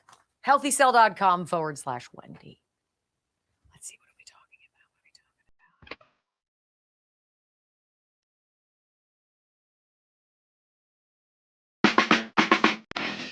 about? Welcome back to the Wendy Bell radio program, my friends. I hope you're having a great day. And I say this, I ask you this question: is California salvageable, or is it Gotham City bound? And I don't mean that in a joking manner. I love California. I'm from California. The people I love most are in California. God, they didn't ask for this stuff, but they keep voting for the people who make it happen. At what price will Democrats stop paying for their party's corruption? 60 Minutes did an interesting story over the weekend. It was on that ridiculous high-speed train boondoggle. It's like the bridge to nowhere. It's the train to nowhere. It was supposed to go like from San Francisco to LA or San Diego or something. Supposed to like traverse the entirety of the state of California, which would have been a huge deal. And now it's like some 170 mile, and they've laid all of 1,600 feet of track. And it's been like 10 years, and it's been $100 and something billion. And you finally have to get to a point where you stop, where you move in and you blow it up, right? This is that moment. It is not survivable to keep spending money like this. So I want to read you a little bit about the obnoxious details of this criminally poor construction project and the no bid contracts, right? How many people are getting their palms greased here? How many different things are going on? Gavin Newsom's high-speed rail humiliation deepens as an aide admits blunder and $126 billion line that's being called Stonehenge. It's that big, concrete-y, non-completed, just this big structure of nothing. And it's already cost $126 billion. What? Honest to goodness. Like, why would nobody look at it? It would be like looking at Kamala Harris and looking at her track record, any part of her job that she's been anywhere near. Did things get better? She was border czar. How did that work out for us? Oh, right. Wasn't she in charge of something remarkable in California, right? Attorney General or whatever the hell she. How did that work for us? A bunch of black people got rounded up and put in jail. I know there's a lot of that went on. Yeah, she'd be a great president. Right? And now we're looking at Gavin Newsom, this guy who's got a $14 million extra home. Who wants to finger wag everybody else and tell you that Donald Trump is the problem? Okay. Gavin Newsom's transport secretary has admitted criticism of California's high-speed rail is justified, as estimates of the project show it will be a struggle to be completed. When do you just cut? When do you cut and run? When do you cut and run? It's like a bad marriage, right? In which the wife is spending you dry. She's going out buying everything she wants. You're nickel and dime for everything. How long do you continue kicking the can down the road until you finally cut it and say, I'm done? That's it. Card's gone. $126 billion later, Officials now say it will now cost an eye-watering $126 billion to finish the line from Los Angeles to San Francisco, which is more money, ladies and gentlemen, than Amtrak has ever received from the federal government ever since it was established in 1971. And this is 60 Minutes calling this out. Odd. Doesn't Barry Weiss have a role over at 60 Minutes? Isn't stuff about to start shaking up and changing over at 60 Minutes? Anderson Cooper just can't take it anymore. It's just too much for me. So he's leaving. I thought it was a very good story, to be honest with you. So now, nearly 2 decades after it was billed as this $33 billion project that voters were excited about, they were told the rail would cost $33 billion back in 2008. But still, there are no tracks laid. And the only segment that has seen much progress runs between Bakersfield and Merced. So they're going to get like 170 miles for $126 billion. Do you know what that works out to? Because I had a little extra time on my hands. That's like 741 million miles, or $1 million a mile.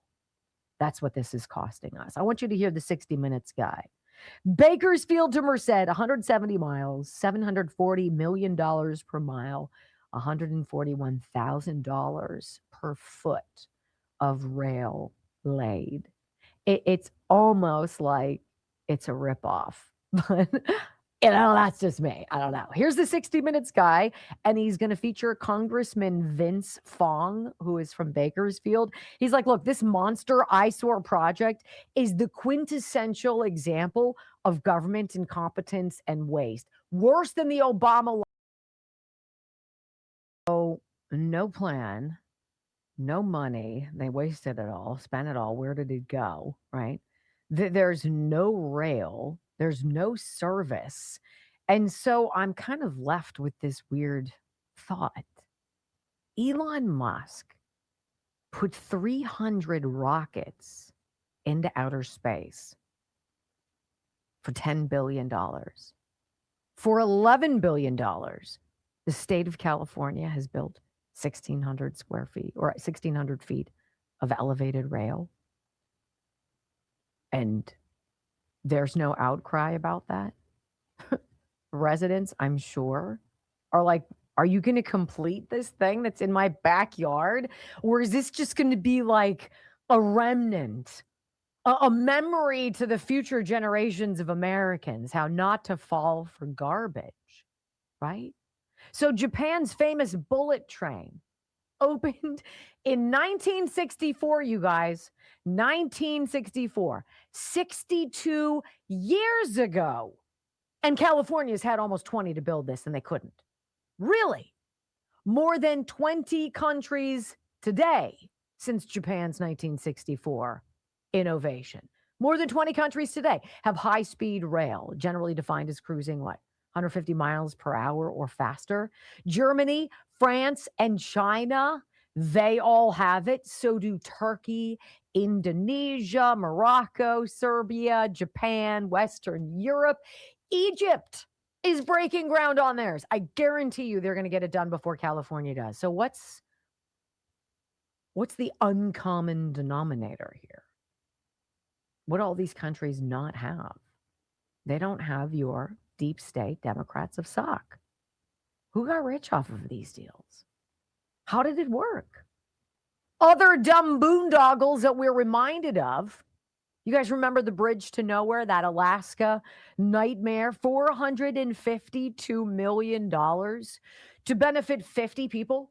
Literally $452 million. So 50 people could be convenienced. It ended up getting canceled because it was such a ridiculous joke, if I'm not mistaken. How about the Big Dig? You guys been to Boston? The Big Dig in Boston had a $2.8 billion estimate. It's already cost $15 billion. And what happened? Oh, leaks and partial tunnel collapses after it was completed. Like, if you're going to ask us to spend $3 billion and it's going to end up being 5 times that, shouldn't it freaking be perfect? Shouldn't it be immaculate? It should be like the Ritz-Carlton. Yeah, that's not what you're getting. How about the Gateway Hudson tunnels? This is New York's $16 billion project that's projected to go $30 billion over budget. Or Barack Obama's hideous presidential library. They're like, it's only going to cost $830 million, which is double the original estimate after 5 years of delays. And these are the people who say Donald Trump has no plan. He has no agenda. He has no idea. He's crazy. And isn't that interesting? Brock just sent me something. This just in. Whoosh.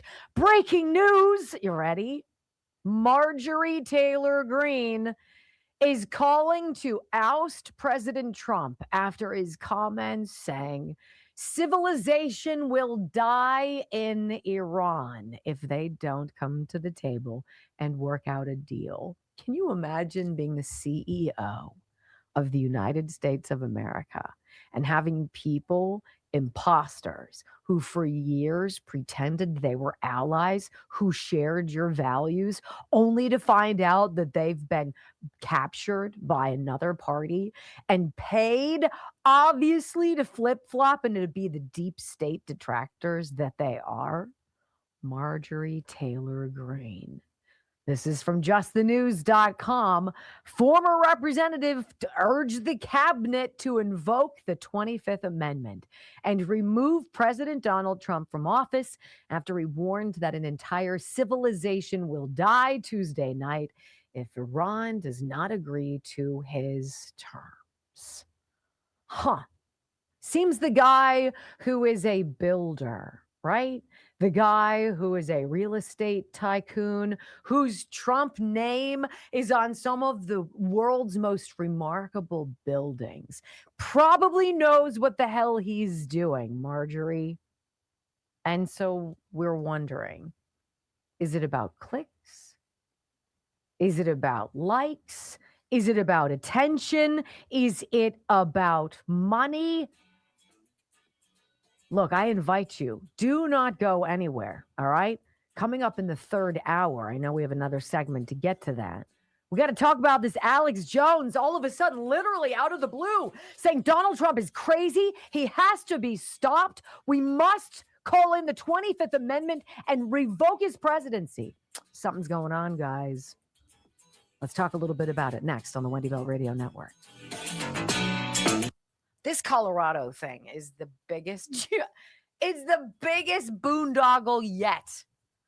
We're going to provide all sorts of free healthcare for illegal aliens, and then we're going to be gobsmacked when we find out that we can't afford it. Oh, really? Really?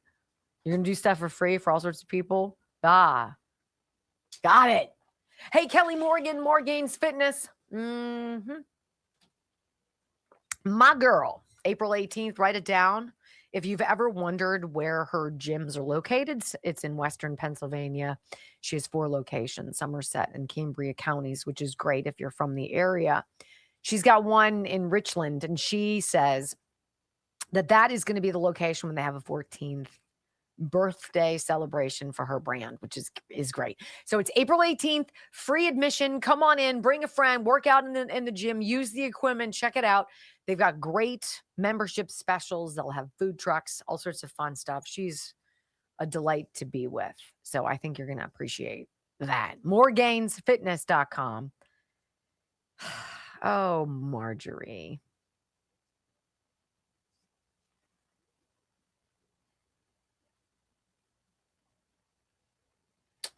What a shame. Doesn't it make you just wonder? Just kind of makes you wonder. What's really going on? What's happening? I don't know. We'll see.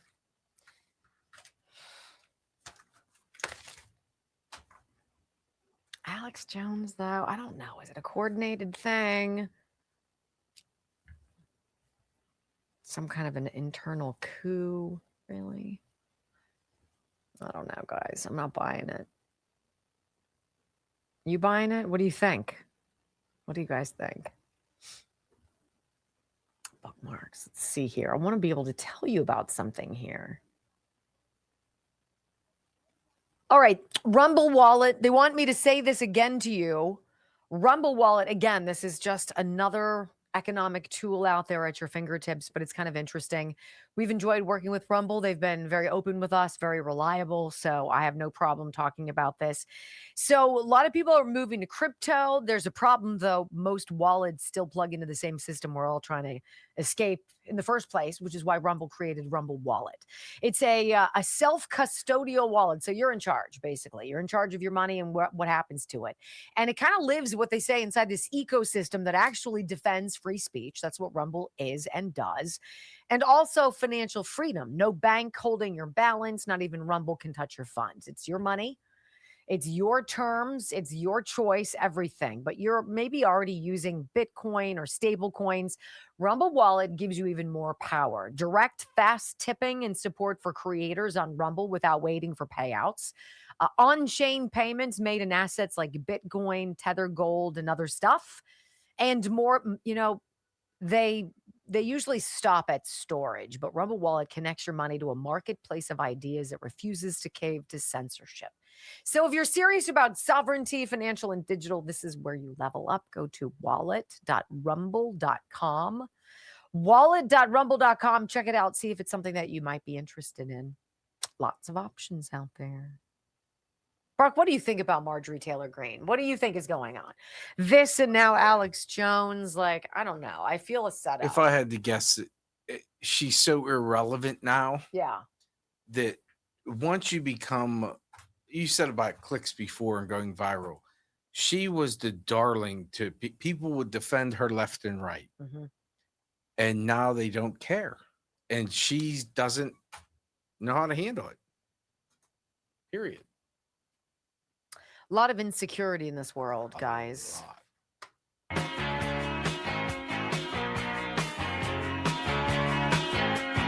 Welcome back to the Wendy Bell Radio program. What was Jenny's number? 8675309. I know. I'm so attractive. Okay. I want to talk about this. Colorado might just be dumber than California. And I'm not talking about the people. But if you continue to vote Democrat, you continue to vote for morons, you continue to allow people to either fudge elections or resist complying with all of the federal government requirements. Hey, we need to verify your voter rolls. Why don't they want to verify the voter rolls? Because the voter rolls aren't going to be accurate. Of course, everybody knows this. It's bad enough to cheat in elections or even to create the illusion that it's possible. It's an entirely different thing to make really terrible decisions under the guise of your sanctimonious do-goodery. This is the story that you got to love, okay? Colorado Democrats celebrate free health care for illegals program that costs, about that. It's like an teensy bit more than they said it would. Right? But hey, when it comes to free healthcare for illegals, why care about the cost? This is one of those breakdowns from the Washington Free Beacon, and it's astonishing. So this program is called Cover All Coloradans. I want to ask you, how many people do you think in the great state of Colorado voted for this? Because I bet you they didn't. I bet it's one of those things that the legislature passed because it's primarily Democrats because the state has gone to crap. Beautiful state. Really dumb leaders. Just stop at Jared Polis. Cover All Coloradans, ladies and gentlemen, was expected to, it was estimated to cost taxpayers $14.7 million. That's so much money. Oh my gosh. Thank God it ballooned to $104.5 million. At least it's happened during a $1.5 billion state budget shortfall because, Democrats are nothing if not good at managing money. I mean, honestly, Harry Enton wants you to think it's going to be a nail biter. Oh my gosh. Maybe the Republicans will hold on by the skin of their chinny chin. Really? Give me one example of a Democrat governor or program that came in under budget and ahead of schedule. Right? And I'll sell you the B-1 bridge in Iran, which of course the U.S. military destroyed. A Colorado program launched in 2025 to provide taxpayer-funded health care to illegal immigrant pregnant persons, and children, is costing 7 times more than expected. The program, which was estimated to cost less than $15 million, is ballooned in costs to nearly $105 million this fiscal year. However, does that happen? I have no idea. It's sort of like the Somalians with the autism and the daycare leering center fraud. Or it's like the Armenian-Russian gangs and the other people doing the hospice fraud, right? This is just in your face using the illegals. 2 of the Democrats who supported the program in the Colorado legislature are now seeking a freaking promotion to the House of Representatives. We did such a great job bankrupting our state. I super duper think we should accelerate and fail upwards to the House so we could do it for the country. What? Are you kidding me? So Democrat lawmakers, including former state representative Shannon Byrd, one of the candidates vying to represent Colorado's 8th district, passed this law in 2022 to create the Cover All Coloradans program. It provides state-funded health care for pregnant persons and children who would qualify for Medicaid if they weren't illegals.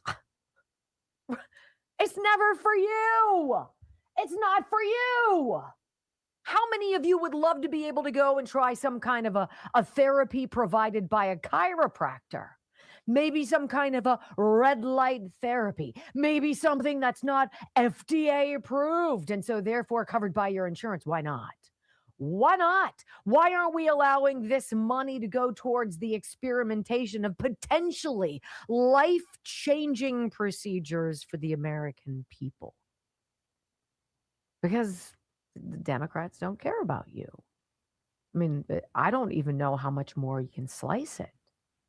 Healthcare, free healthcare for illegals. But they told us that wasn't happening. Remember? They told us they're not getting our social services. They're not getting welfare. What are you talking about? They're not on food stamps. What? They're certainly not getting accepted into colleges and given free tuition. Of course not. They're not voting in our elections. Right? So I got to ask you before we go to the commercial break, what would make Alex Jones, right-wing conspiracy theorist, that's what they call him, right? What would make him go from somebody who is staunchly a President Trump supporter to somebody overnight who seems to flip a switch and say he's unstable? What would cause a Marjorie Taylor Greene, who stepped out of the spotlight by her own choice, to then step forward and say the cabinet needs to rise up and invoke whatever, mutiny essentially? Is it really all about these individuals' own insecurity and need for clicks? Or is it darker? Hour 3 of the Wendy Bell radio program next.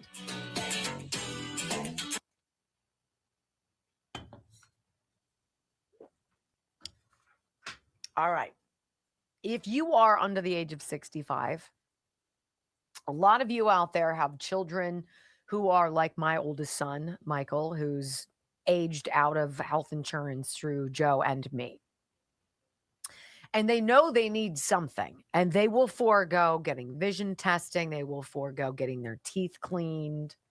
They will pass on a lot of stuff because it's just not financially in the cards for them, right? What if your son or daughter could get great health care, keep their doctors, not have copays, have reasonable deductibles, and carve potentially 30 to 60% off of their cost for health insurance? Would you be interested? Yeah. How about you? Maybe you're on Cobra. Maybe you're off of the Affordable Care Act because it's terrible and you don't know what to do. Maybe you're self-employed and you're like, I have no idea. One phone call, one click, info.healthrevolution.net. Yes, info.healthrevolution.net. Take back control of your health today. These are our friends, and they have health insurance that works for you. So you get what you need. You pick, you choose. None of this maternity or vision care if you don't want it. None of this extra stuff that just balloons the cost. It's kind of like you create your own a la carte and they help you. And oftentimes for $300 a month, something like that, a great discount from what you're paying now. Info.healthrevolution.net, number on your screen, 800-868-6187. Brock, you're right. I do recognize it now. Yes. Thank you. Perfect.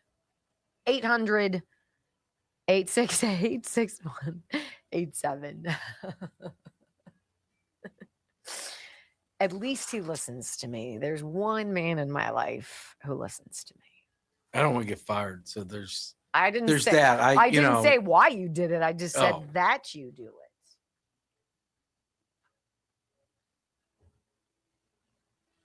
I don't want to get yelled at. Really? By the way, these are the owners of Tulip Blooms. How cute are they? She's like the mastermind. She's like the essential oil wizard, and he's like the marketing guy.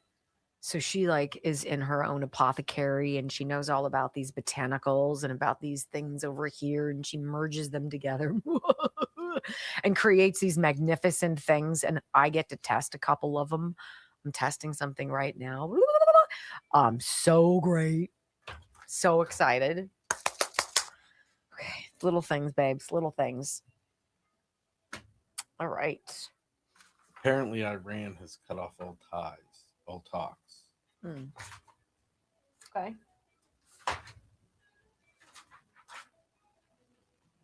Well, the only way this is going to go is for Iran to play the victim card and for the world of lefties to clutch their pearls and be like, oh my God, I can't believe it. And we're like, Once again, I'll say it. Give him if you're totally against this, give him a solution. That's it. Say, hey, he obviously makes calls and takes calls from everyone. why doesn't he call me? Hey, Dawn, you got my digits. He can get anybody's digits. but what I'm saying is, all these people, and stop with we need to have this diplomacy and bring in China and Russia. Ro Khan is like, bring them in for the talks. Wait a second. 1 minute you don't bring Russia in, the next minute bring Russia in. Like, they love the chaos, and I don't feel that there's chaos around Donald Trump. Says what he's going to do. Do I want to see thousands of people die? Of course I don't. But see, here's what Iran would do. Iran would do it anyway without giving anybody any warning. And say someone else did it. And then they would nail hospitals. They would nail schools. They would nail any place where there are soft Jihad. targets. Yeah. And the people, Tucker Carlson now. Oh, is he? Tucker Carlson said, I can't even pay attention. I'm canceling. I think that there's I'm a doing lot. that today. You know what? Are you? Yeah. Yeah. I think, what did she say? I need to find what Miranda Devine, what did, God, I cannot type for hell. Miranda Devine say about Tucker. Solutions. Don't tell me about problems. Come at me with solutions. If you can't argue with a liberal, how the hell are you gonna talk to an Iranian nut job?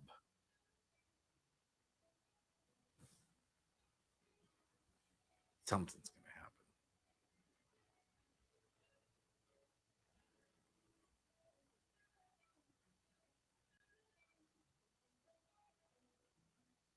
And I think a little conspiracy theory conversations among friends is healthy. I want to know what other people are thinking. I want to know what people are. I want to say something. Someone go, Brock, breathe, step back, really think about what you're saying. Okay, I can do that. Give me an alternative thing, an alternative solution or comment that makes me go, you might be right about this. I don't know enough about Iran and what they're doing behind closed doors. So my comments would be moot to President Trump. So I say, listen, you have all the deets.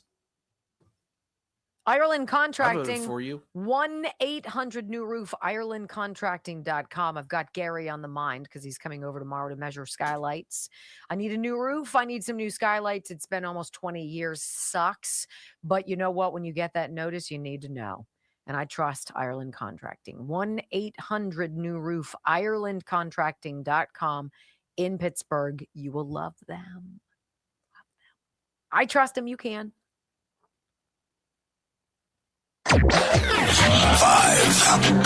4, 3, 2, 1. Wendy Bell, America's anchor mom, fighting for America 1 hour at a time. Welcome to the family.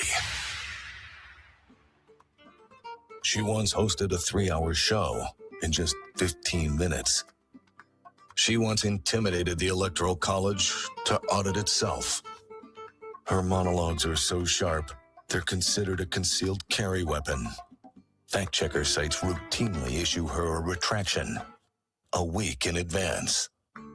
Even her commercial breaks trend on social media. Her freedom of speech has diplomatic immunity. She doesn't just drain the swamp has to ask for cab fare. Wendy Bell is the most interesting conservative woman on radio. Keep rumbling, my friends. 3 hours of bold truth and excellence. You've just signed up for the WBR Army. Strap in. This is the Wendy Bell radio program.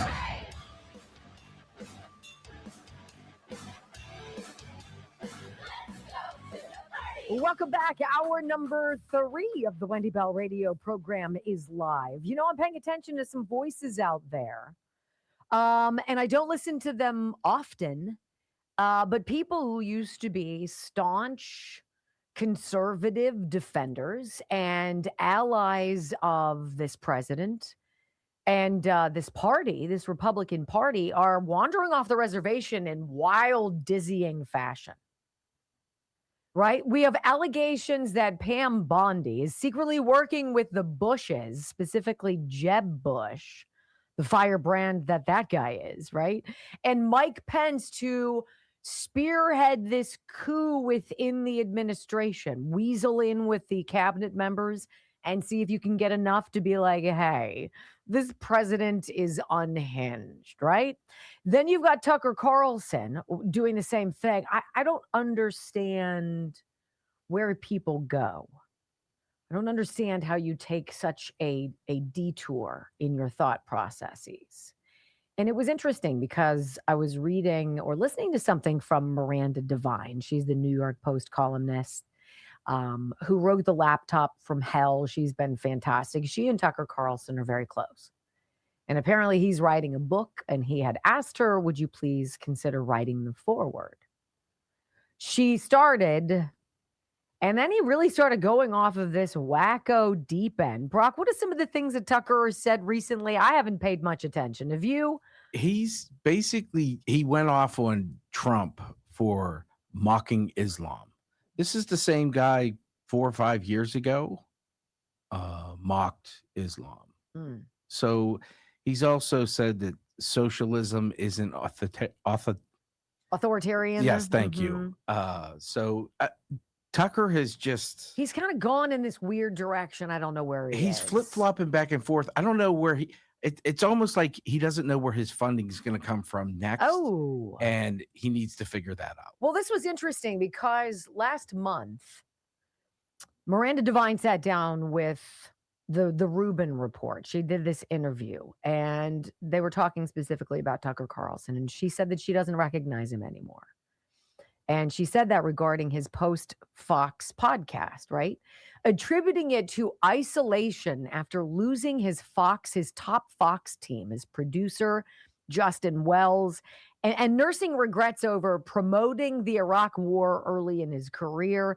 She said that he doesn't have this group of people who are very strong, smart individuals who have good journalistic sense, who are willing to work around him to protect him and guide him and make sure the right decisions are being made. There was a group of people that used to do that.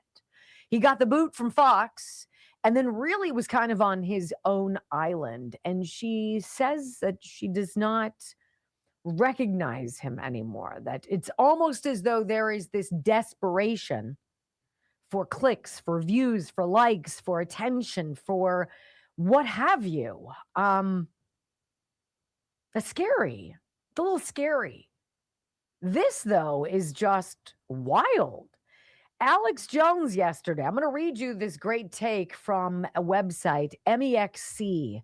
MEXC. I'm trying to figure out what that even stands for. I have no idea. And even Alex Jones now fears, quote, nightmare that Trump has become. I thought it was a joke. It's not a joke.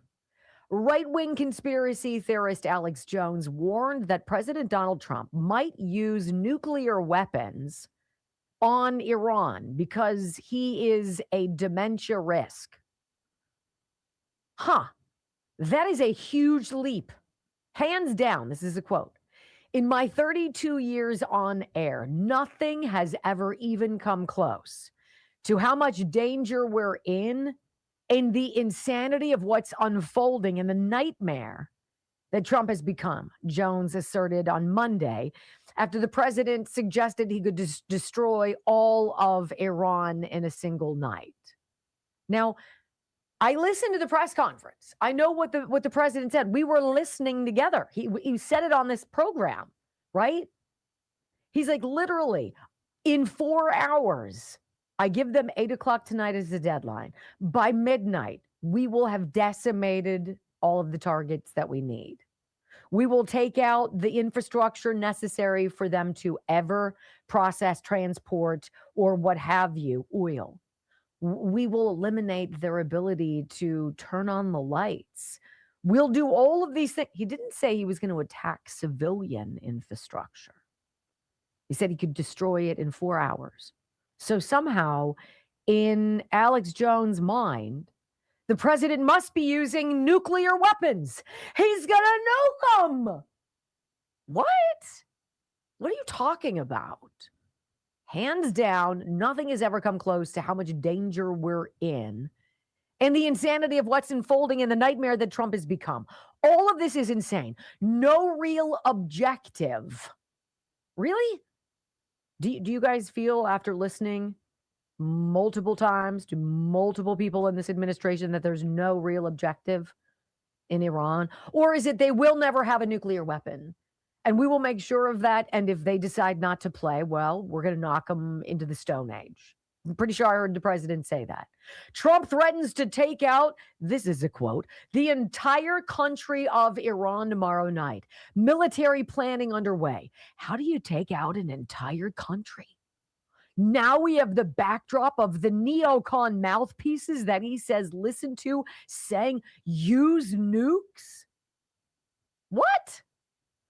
Now, I don't know if he's sniffing a little too much glue or if his tinfoil is too tight, but this is just, it's a very peculiar way to extrapolate from the government, from the president's words. That's a huge leap there to say that the president saying he's going to obliterate that. He's going to use a nuclear weapon. We need to pull him back from power. I want you to hear him say it himself. Here he is, Alex Jones, with Robert Barnes. This guy is a former Democratic operative turned independent. He says this guy was Amos Miller, remember the Amish farmer here in Pennsylvania who got upside down and inside out under Joe Biden? He represented him, this guy, Robert Barnes. So this is the fellow who's speaking with Alex Jones right now on his program, InfoWars. Listen. Compared to existential threat, how do we 25th Amendment his ass? The problem is to get the 25th Amendment is harder than impeachment. You have to get 2/3 of the House and 2/3 of the Senate. So what do we do? Tackle Trump and pretend, let him pretend he's president and publicly report that he's going through a health issue and Vance take over. It literally needs to be something like that. It's that bad. I've known you a long time. You've never called for an internal coup before. Ever. But that's how dangerous this is. That's how risky it is for the whole world. Yeah, if I was the Democrats, I'd stop poking Trump and messing with him. That only makes it worse. Like, you guys need to watch out. This isn't a guy acting like he's crazy. This is real. Well, what's there going to be to take over in 2026 or 2028 if this hits the fan? If we get it, he's threatening an extinction level event for the people of Iran tomorrow. Does nobody think there'll be any blowback from that? If he follows through on that, the whole world is screwed. You were saying during the break, there's other ways to do this. People need to not just tell him the truth, like Susie Walsh said. It's time to just not. I mean, say what you just said. Yeah, well, legally and constitutionally, the vice president is an independent elected official. How do you feel about J.D. Vance hearing that? So Alex Jones, an outspoken right-wing, whatever you want to call him, conspiracy theorist or what have you, who's had a lot of success. He's said a lot of things correctly. He's broken a lot of news, and he's gone down accurate rabbit holes in the past. He's also done crazy stuff, right? And has been sued into oblivion. I could see him looking for clicks, looking for controversy, looking for relevance. I don't know. When I look at my computer, I see on any given day, 100,000 people watching his show live. Like, what's your purpose, Alex? Unless the whole point is to convey to the enemy, which could be Iran, it could be the deep state, it could be the Democratic Party, whatever, that this is an unhinged, unstable commander-in-chief. No one knows what he's gonna do. Even his chief of staff, even Susie Wiles is like, what? I don't know what's going. Does this feel weird to you guys? I feel it's part of the play to keep Iran guessing. I'm not so sure, though. I don't know. Brock, do you have a feeling? I get it. I don't know, but you have to wonder that the people that are saying this, what do they feel about Iran putting out their kids and women in front of these? They don't care about their people. Well, and by the way, for Alex Jones to bemoan the fact that he believes Trump is going to use a nuke on Iran when Trump's offensive against Iran was to prevent them from developing a nuke is all very convoluted and crazy to me. I'm like, are you feeling like the pretzel twist that you've become? Because that's all I'm seeing. So you're worried about Trump using a nuke against a country that was developing a nuke to use on us. Got it. Everybody else on board with this? When we come back on the Wendy Bell radio program, it sure didn't take long for Abigail Spanberger. She's been in office for a year, and everybody hates her. Huh. I wonder why. Next on the Wendy Bell Radio Network. Yeah, I don't know. I have no idea what it is. I find it all very intriguing. Is Candace Owens now going to come out and be like, Trump is a Nazi? Oh, it's funny you ask. What? Hold on a second. Candace Owens is saying Trump was part of the assassination of Charlie Kirk. Right. I'm totally into that. Because the guy that would bang E. Jean Carroll in a public dressing room 30 years ago or 20 years ago, when he was married to a supermodel and could have lost his entire business empire, is totally the guy who's working to kill Charlie Kirk. That's nutters. That's a special slice of nutters. Hey, like I said, I don't mind rabbit holes. I don't mind going into different levels with people, but that was a very literal interpretation of what the president was warning in the, conflagration of war propaganda machine. And Alex is like, he's unhinged. He's crazy. How do we get rid of him? And then if you're JD Vance, I'd be like, dude, shh. Here it is. I don't want you guys talking about me taking over for this president. A tweet. The Iranian president tweets that he is willing to sacrifice his own life for his people. Donald Trump was willing to sacrifice Charlie Kirk and is willing to sacrifice every American life and livelihood for greater Israel. Who is the animal again? What? It's not healthy to hate a people like that. The disdain for Jews is pretty palpable. Pretty palpable. Well, don't be. I mean, I'm not too shocked because Trump told Erica Kirk to sue out of her. I don't know. But I think you have to seriously wonder about a regime that is willing to put its people to kill their people. Shields, yeah. Yep, I'm looking at it. Wow, breaking news. Iranian regime has until 8 p.m. to make a deal. Hold on. The Iranian regime, that's the breaking news. They have until 8 p.m. I know, we've already said it 15 times. Shut up. Let me tell you about GLP-1 Gold from Juvenon. This is a significant weight loss product. If you've heard about GLP-1 because of prescription weight loss drugs, these force the signal. And the signal is when your brain doesn't convey to your belly or your belly doesn't convey to the brain that you're full until you stop eating. So this is how a lot of people become morbidly obese. They just can't stop. It's not working. So the infusion of the shots tricks it into doing that. This helps build up your natural GLP-1 hormone within your body. So GLP-1 Gold is a supplement designed to support natural GLP-1 pathways using researched plant extracts tied to appetite regulation, metabolic signaling, and blood sugar balance. This is stuff that occurs in nature. You can take it for less than $1 a day, about $1 a day. Juvenon, bloodflow7.com/Wendy, 30% off everything there. You know how I feel about this company. If you have significant weight to lose and you don't have $500 a month for the shot and it freaks you out anyway, why don't you try something from a company that I trust? That's plants and herbs, right?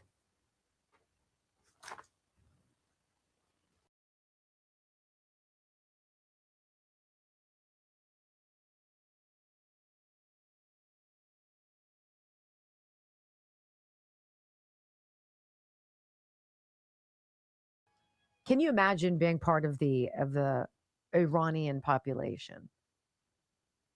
You can't get out of your country. You're governed strictly. Women have no rights, right? Second-class citizens.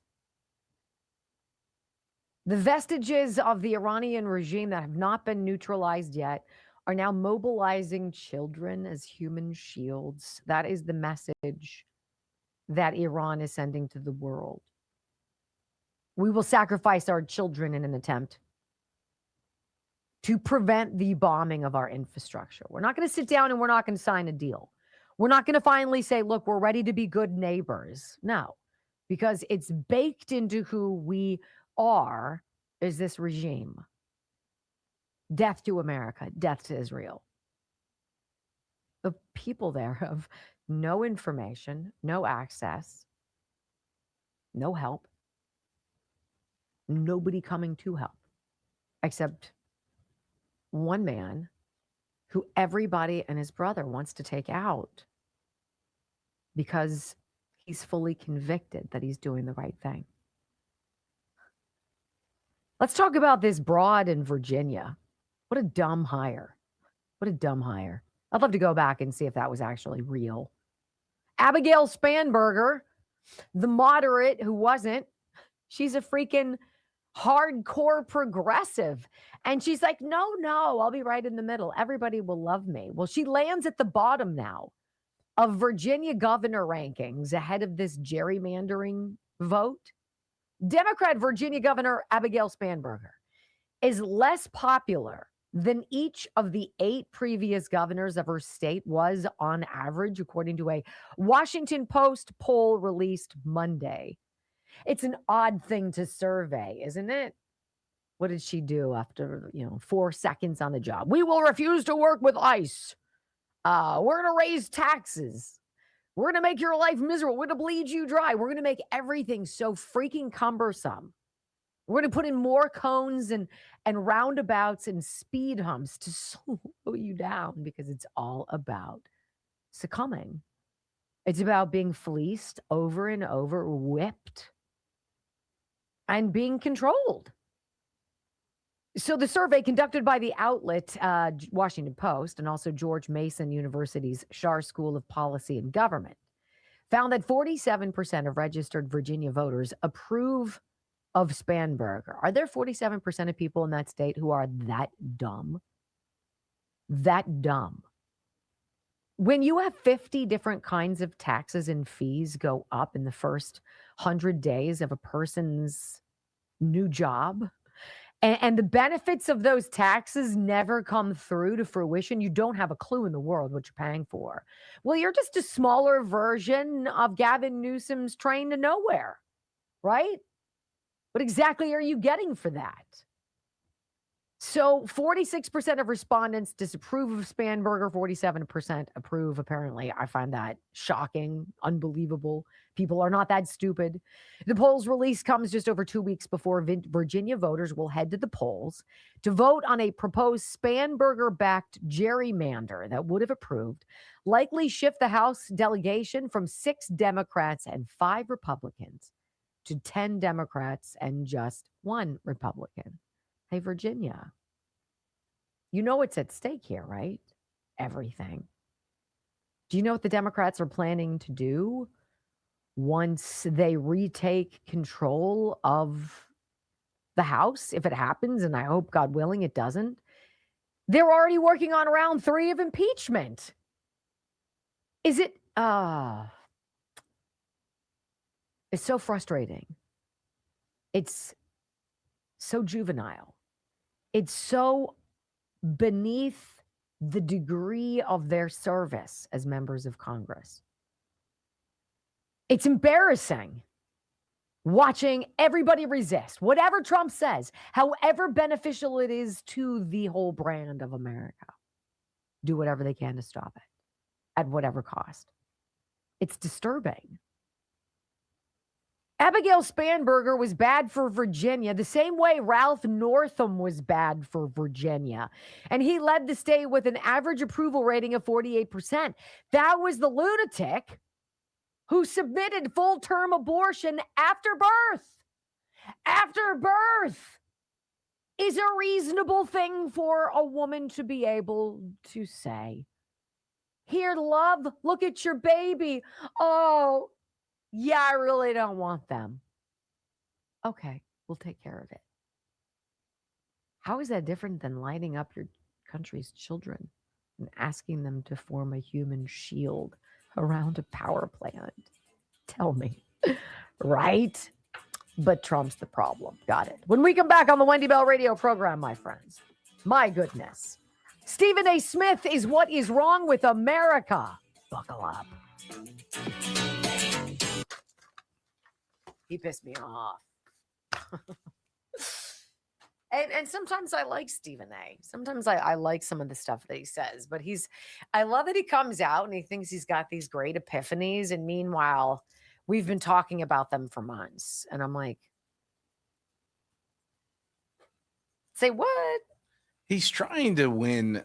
And much like Bill Maher. Yes. And I enjoy Bill Maher. I'll be the first to say I do enjoy Bill Maher. But he's much like Bill Maher. He's trying to talk to the people in the middle and not realizing that there is no more middle. Mm-hmm. I think that's where Tucker's lost. He had MAGA, and he had people even who weren't in MAGA but were conservatives, and now he's trying to find where he fits in all this. And so is that Marjorie Taylor Greene. She doesn't. For all the people, I was never a fan of hers. I thought this stuff. I think she and Lauren Boebert are tacky and tactless. So I was never a fan of theirs. The one thing that just was the final nail for me about Marjorie Taylor Greene was the giving up her seat and waiting till she got vested to get her pension to leave. That says that tells you you weren't there on principle. Yeah. So stop talking to me about principles when you don't have any. I'll be judged 600 people on X High by the man upstairs instead of 2.51. All right. 2.7 is the number. I really wanted 3, but 5,000 of you hanging in. I love it. Okay, Stephen A. Smith. He to me is on the same level as Alex Jones right now, Tucker Carlson, Candace Owens, all these people. I think there's a lot of shock commentary, shock value, right? They say shocking things and then they clutch their pearls when Trump's like, open the effing straight, you crazy bastards. And they're like, oh my gosh. Meanwhile, Rashida Tlaib is wearing a ice pin on at the State of the Union, which is a violation of the rules there. But that's okay. It's so nice and classy. Stay classy, Rashida. Stephen A. Smith was, I don't want to say normal.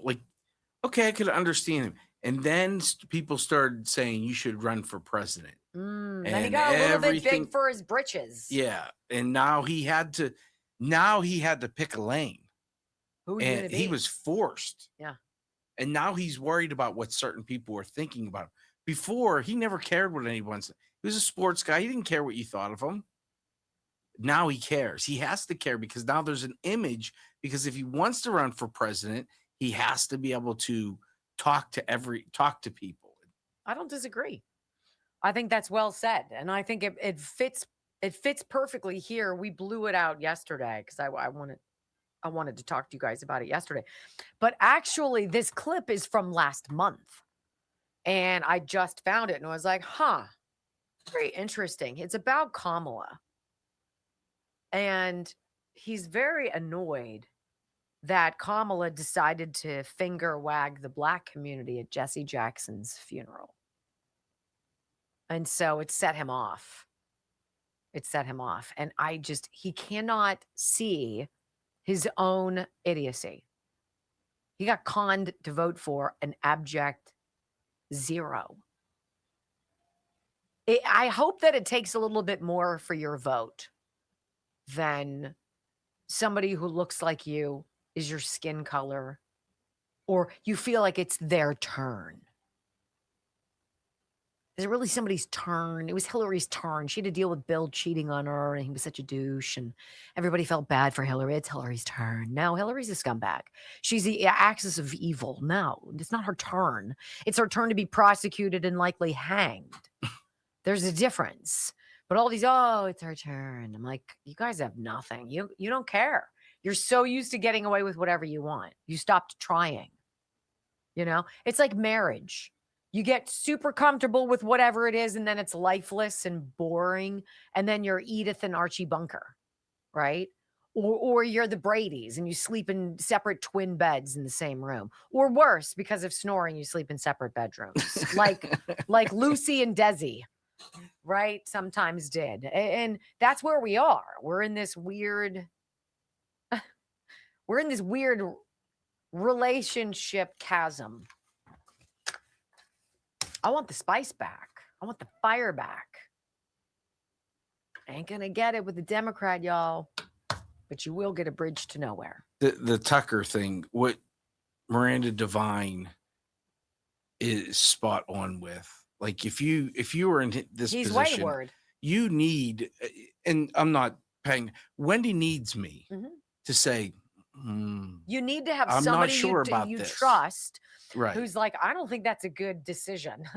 I strongly advise against that. Who makes you say, It makes you say, explain to me why you want to do it. Mm-hmm. And then it makes everybody rethink what the whole I agree. decision is. 100%. I think she hit it right on the head. He lost the people that he could trust. Who protected him? Yes. Who protected him and his reputation, because it's easy to make bad decisions. It's easy to get caught up in a story that isn't for clicks or what have you. You know who doesn't seem affected by it?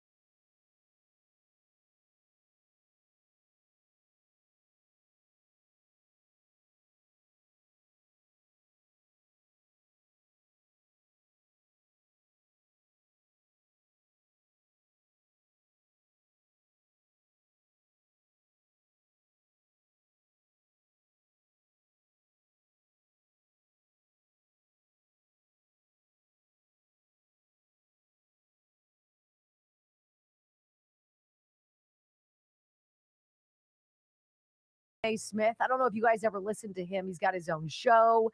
He's been on ESPN for 1,000 years. He's a very interesting thought leader on the left. Black man, very bright. I really enjoy a lot of the things that he says. I don't think he would be a good president per se. And it seemed like sort of ever since people brought up this idea, here's a black man who checks some boxes. But beyond the boxes, he's recognizable and by and large likable. He's also bright. He makes a lot of good points. Maybe this is our secret sauce. Maybe this is our next shiny metal object. Wouldn't it suck to be looked at that way? Right? Kind of as a pawn or as a widget in a wheel, something like that, instead of who you are. So he comes out and he says some things about President Trump that I think are very accurate. He has criticism that he's, of course, entitled to of the president. That's fine, whatever. But this was ridiculous. So this is last month, but I listened to it over the weekend and it got me boiling a little bit. And I wanted to share it with you. I say in this segment, Stephen A. Smith is what is wrong with America. Okay? It's not because he's black. It's not because he's a sports guy. It's not because he's a never Trumper or what have you. Stephen A. Smith knows better than to vote for the wrong people, but he votes for the wrong people anyway because it's the identity politics speaking to him. And this is the story, right? Look, I'm not voting for you because you look like me. If you're a white chick, that doesn't give you any credence over the black guy or the gay girl or what. Like, I'm not looking at you like that. I want to know, are you smart? Do you have character? Do you have a strong set of morals? Do you understand the difference between right and wrong? Do you do what is right when no one is around? Are you careful about avoiding what is wrong? It's not complicated. Stephen A. Smith was upset because Kamala Harris delivered a eulogy for Jesse Jackson. This is where everybody was complaining about all of the people, the Democrats that got up and used their moments not to glorify the many contributions of the Reverend Jesse Jackson, but to rather take down Trump, say stupid stuff. And she finger wagged the black community. And she's like, if only you had all gotten on board. If only you had voted for me, black community. If only I wouldn't be telling you I told you so. I told you he was going to be an authoritarian. I told you Trump was going to be wrong. You didn't tell us anything, Kamala. You're a low IQ individual, irrespective of your race or gender. It's a fact. We watched it for years. There's no putting the genie back into the bottle. But she super irks Stephen A. Smith, who then in turn super irked me. Audio soundbite number one, he says, look, He begins to rant about Kamala's finger wagging at the Black community at Jesse Jackson's memorial service, about telling the congregation, I told you so, about what Trump was going to be like if they didn't elect her instead. Here you go. I am going to tell y'all right now, I'm on the verge one of these days real soon of blowing a gasket. If I see that lady, figuratively speaking, in our face one more time talking about she told us so, it's pissing me off. Because it's implying that we didn't support her. Nearly 75 million people voted for her. You had a 107-day campaign. 75 million people almost showed up to vote for you. You had $1.5 billion to spend. We supported you. Why are you sitting at a memorial service in a church with number of black people around you talking to us about you told us so, like we didn't support you? I voted for her. Most black folks voted for her. What are you talking about? Why? Why, Stephen A? Why did you vote for her? Because she dazzled you with her intellectual prowess, her dizzying knowledge of the universe, or of international relations, foreign, domestic, whatever? Did she wow you with her answers regarding Taiwan, about Korea, China, Mexico, anything? Why on earth would you have voted for Kamala freaking Harris, Stephen? Because you are the problem. You voted for her because she's black. I didn't vote for Trump because he's white. I voted for him because he tells the truth. You could say, that's ridiculous. He's brainwashed. When has he lied to you? Sure, he's confusing Iran right now. Sure, he's playing the crazy card. Hell yeah, there's a war to win. Anything you can do to flip things upside down and inside out. What's your excuse for voting for Kamala? Because she was a great vice president? Because she was a stellar attorney general? Are you out of your mind? She is what's wrong with DEI. She is what's wrong. And so is Stephen A. Smith. He continues, we weren't the ones who were handed an election with no challengers. Did you hear her call her? If I see that lady, figuratively speaking, I don't know if he's calling her a lady, figuratively speaking. He's like, look, the entire system was rigged for you and you still lost. That's on you. We supported you when you didn't necessarily earn our support. You didn't go through a primary. You didn't scallivant around the country earning our vote, knocking door to door. You didn't do that. You bypassed the primary. You were handed the presidential nomination for the Democratic Party once Biden stepped down. You had some people in the Democratic Party laughing about the fact that, you know what? We're glad that Biden stepped down when he did, because had he stepped away earlier, there would have been a primary. She wouldn't have been a Democratic nominee for the presidency. And after that, you know what? She wouldn't have had that opportunity. It wasn't us that went on The View. And when you were asked, is there anything different that you would do compared to what Biden did? I really can't think of anything. We didn't do that. You did. And we voted for you anyway. One more time. Why, Stephen A? We support you. Didn't earn our support. So why were you so quick to give it away? Was there no thought process? Was there no critical thinking? Was it, oh my God, stop Trump. We can't do Trump again. It's going to be so bad because it was so bad the first time. Really, Stephen A? You just called out Kamala for being a mental midget, and you voted for her anyway. You, sir, are what's wrong with America. You, Stephen A. Smith, You sitting there and finger wagging us the way you were offended that she did to that black community at Jesse Jackson's funeral. You try to tell us what matters. And then when it comes to your precious vote, you pull the lever for her? What? And now you're upset that she's squawking about it. Thank God your vote didn't count and push her over the edge. Can you freaking imagine? Because then, Stephen A., I would be way angrier at you. This wouldn't be pleasant at all. Finally, he says, look, you come out swinging in some book you write, Kamala Harris. You come out with stuff after the fact. Where were all of these details on the campaign trail? Where were all of your sit-down interviews? Where was your competence? Oh, that's right. You didn't have it. Oh, but I voted for you anyway. Let's listen. We were telling you that. We were telling you to be more aggressive. We were telling you to be more assertive. We were telling you to remind people of your record. You were an attorney general.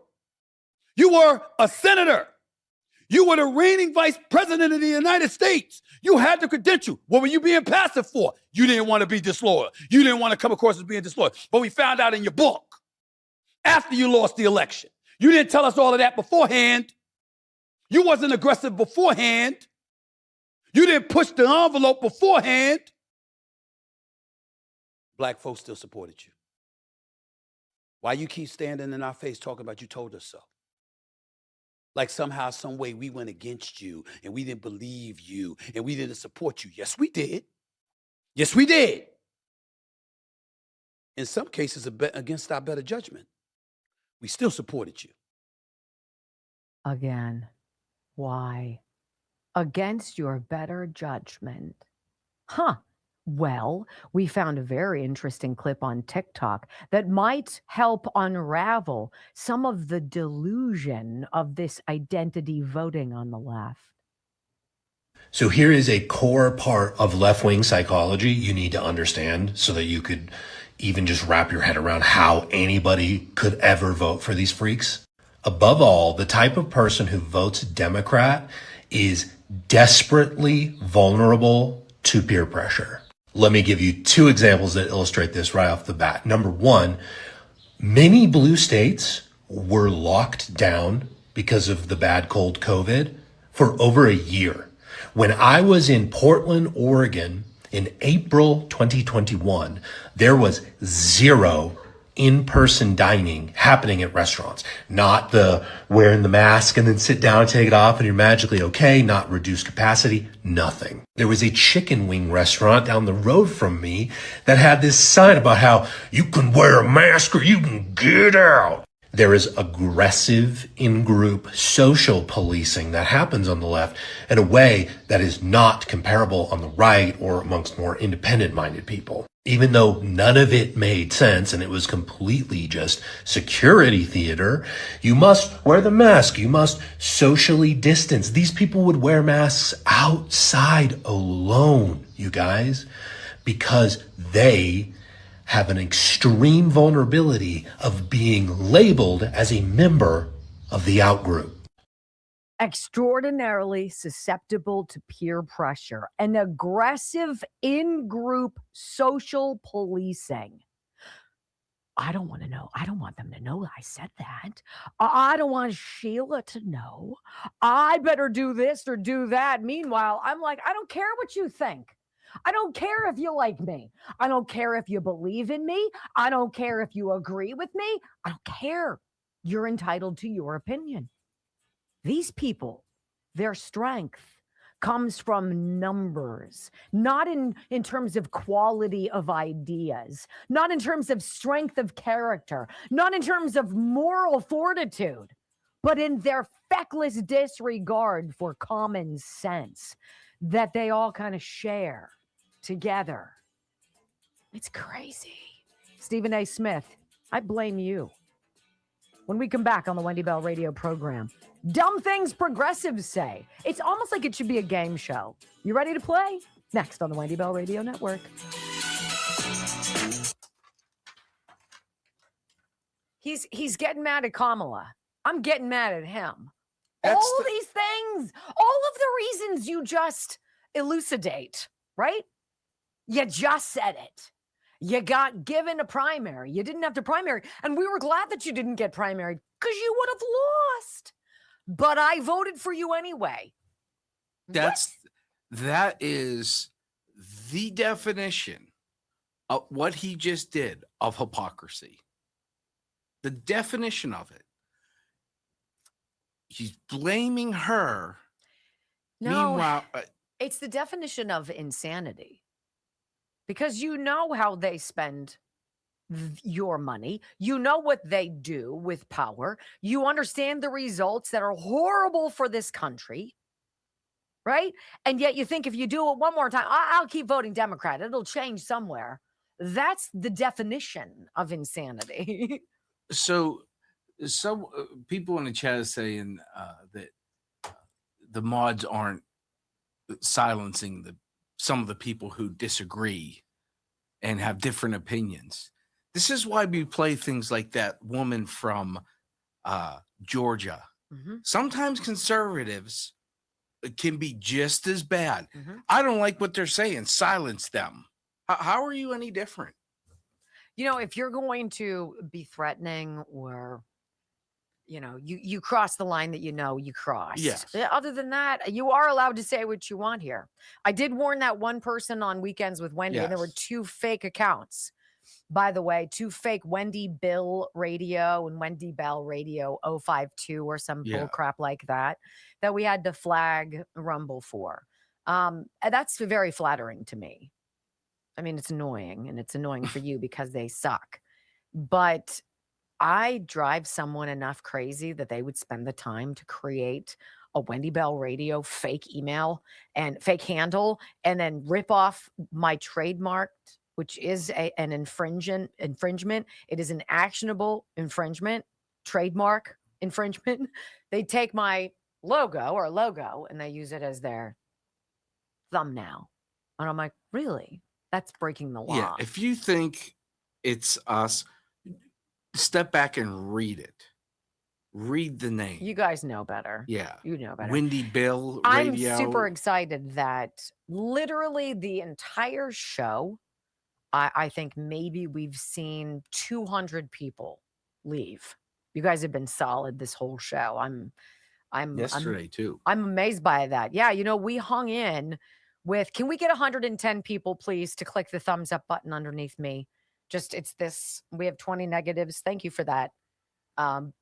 Click one or the other. It's going to give us what we need, but we're really trying to get to that 2.7. I'm trying to scratch and crawl back up. We'll see.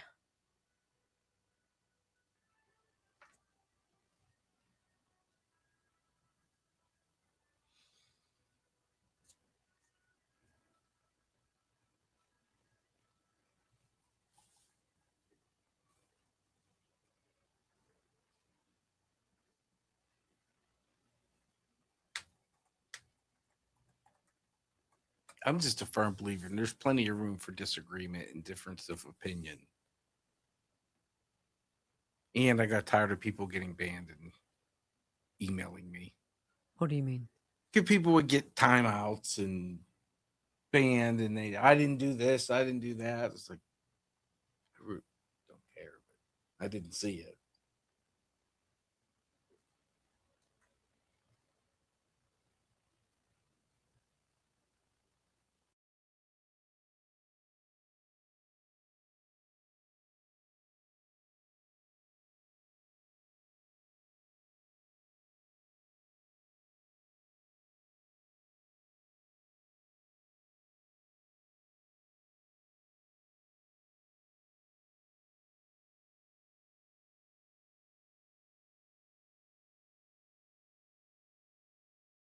Stephen A. Smith grabs my ire so strongly is that at no point at all in her political career has she resembled anything remotely competent. At no point has she said anything that has been eye-opening, that has been incredible. She's a zero. Everybody knows She's a zero with no plans, no sit-down interviews. She had to pay Oprah $1 million to fake some town hall garbage. And Stephen A. Smith voted for her anyway. You know, I want to read you this because the president has been abundantly clear about his objectives. And I want to read you this because it was published in 2023. So this is 3 years ago, well before he was reelected. This is the agenda of this president that he put out there. Tell me what he's already achieved. He said on day one, he was going to reissue the 2020 executive order restoring the president's authority to fire rogue bureaucrats. He was going to overhaul federal departments and agencies, firing all the corrupt actors. He's going to fundamentally reform the courts, ensuring that corruption is rooted out, establish a Truth and Reconciliation Commission to declassify and publish all documents on deep state spying, censorship, and abuse of power, launch a major crackdown on government leakers who collude with the media to create fake news. Number 6, make every inspector general's office independent from the departments they oversee. Number 7, establish an independent auditing system to continually monitor our intelligence agencies to ensure they're not spying on our citizens. Right? Ban federal bureaucrats from taking jobs such as with big pharma. He goes on and on and on. This guy has told you from the beginning who he is, what he wants to do, what his agenda is, and why. In fact, the words, here's my plan to dismantle the deep state and reclaim our democracy from Washington corruption once and for all, and corruption it is. When has Kamala Harris ever said anything memorable? I want you to hear the older millennial. He says progressives are out there chirping about this new theory that would quite possibly make you dumber. It has to do with Trump and Pete Hegseth apparently taking over the military, and they're going to turn it on America. Got it. If you go watch Don Lemon's most recent video, it's Pete Hegseth making an announcement. They are planning an armed coup. They're going to take over military installations. I'd bet my house on it. But how do I take that bet? Because I don't know how nice your house is, but it definitely wouldn't be yours anymore. Like, just so you understand what she's saying, she thinks that the president and the Secretary of War are going to do an armed coup of the United States military. She thinks that the Secretary of War, the person who's in charge of the military, and the Commander-in-Chief, who's in charge of the military already, is going to perform an armed coup using the military to take over the military that they already are in charge of. That is a level of stupid that is very hard to attain. Like, his holy Ma'am, first of all, nice stash. Secondly, the president and the Secretary of War are already in charge of the military. But somehow you think that they're going to use the military to take over the military that they're already in charge of. Yeah, I will match you. I'll bet my house as well. Can we shake on it? Can I take that bet now? Who's in on it with me, right? That's exactly it. There's just this level of ridiculosity out there. And then it seems very basic to me. This is what the president says. This is what he expects to be done. He gives you the timeline for it to be accomplished, right? And then he says, all right, we've gone back and forth enough. I'm about to snap because I'm tired of this. I'm tired of your lies. I'm tired of the deception. I'm tired of the propaganda. And so in what? 5 hours? We shall see what the world has in store, ladies and gentlemen. Either the human shields that the Iranian regime has asked to form a human shield. All these civilians, whether they get blown up or cooler heads prevail, we'll see, ladies and gentlemen. And I'll bring it to you tomorrow on the Wendy Bell radio program. Peace.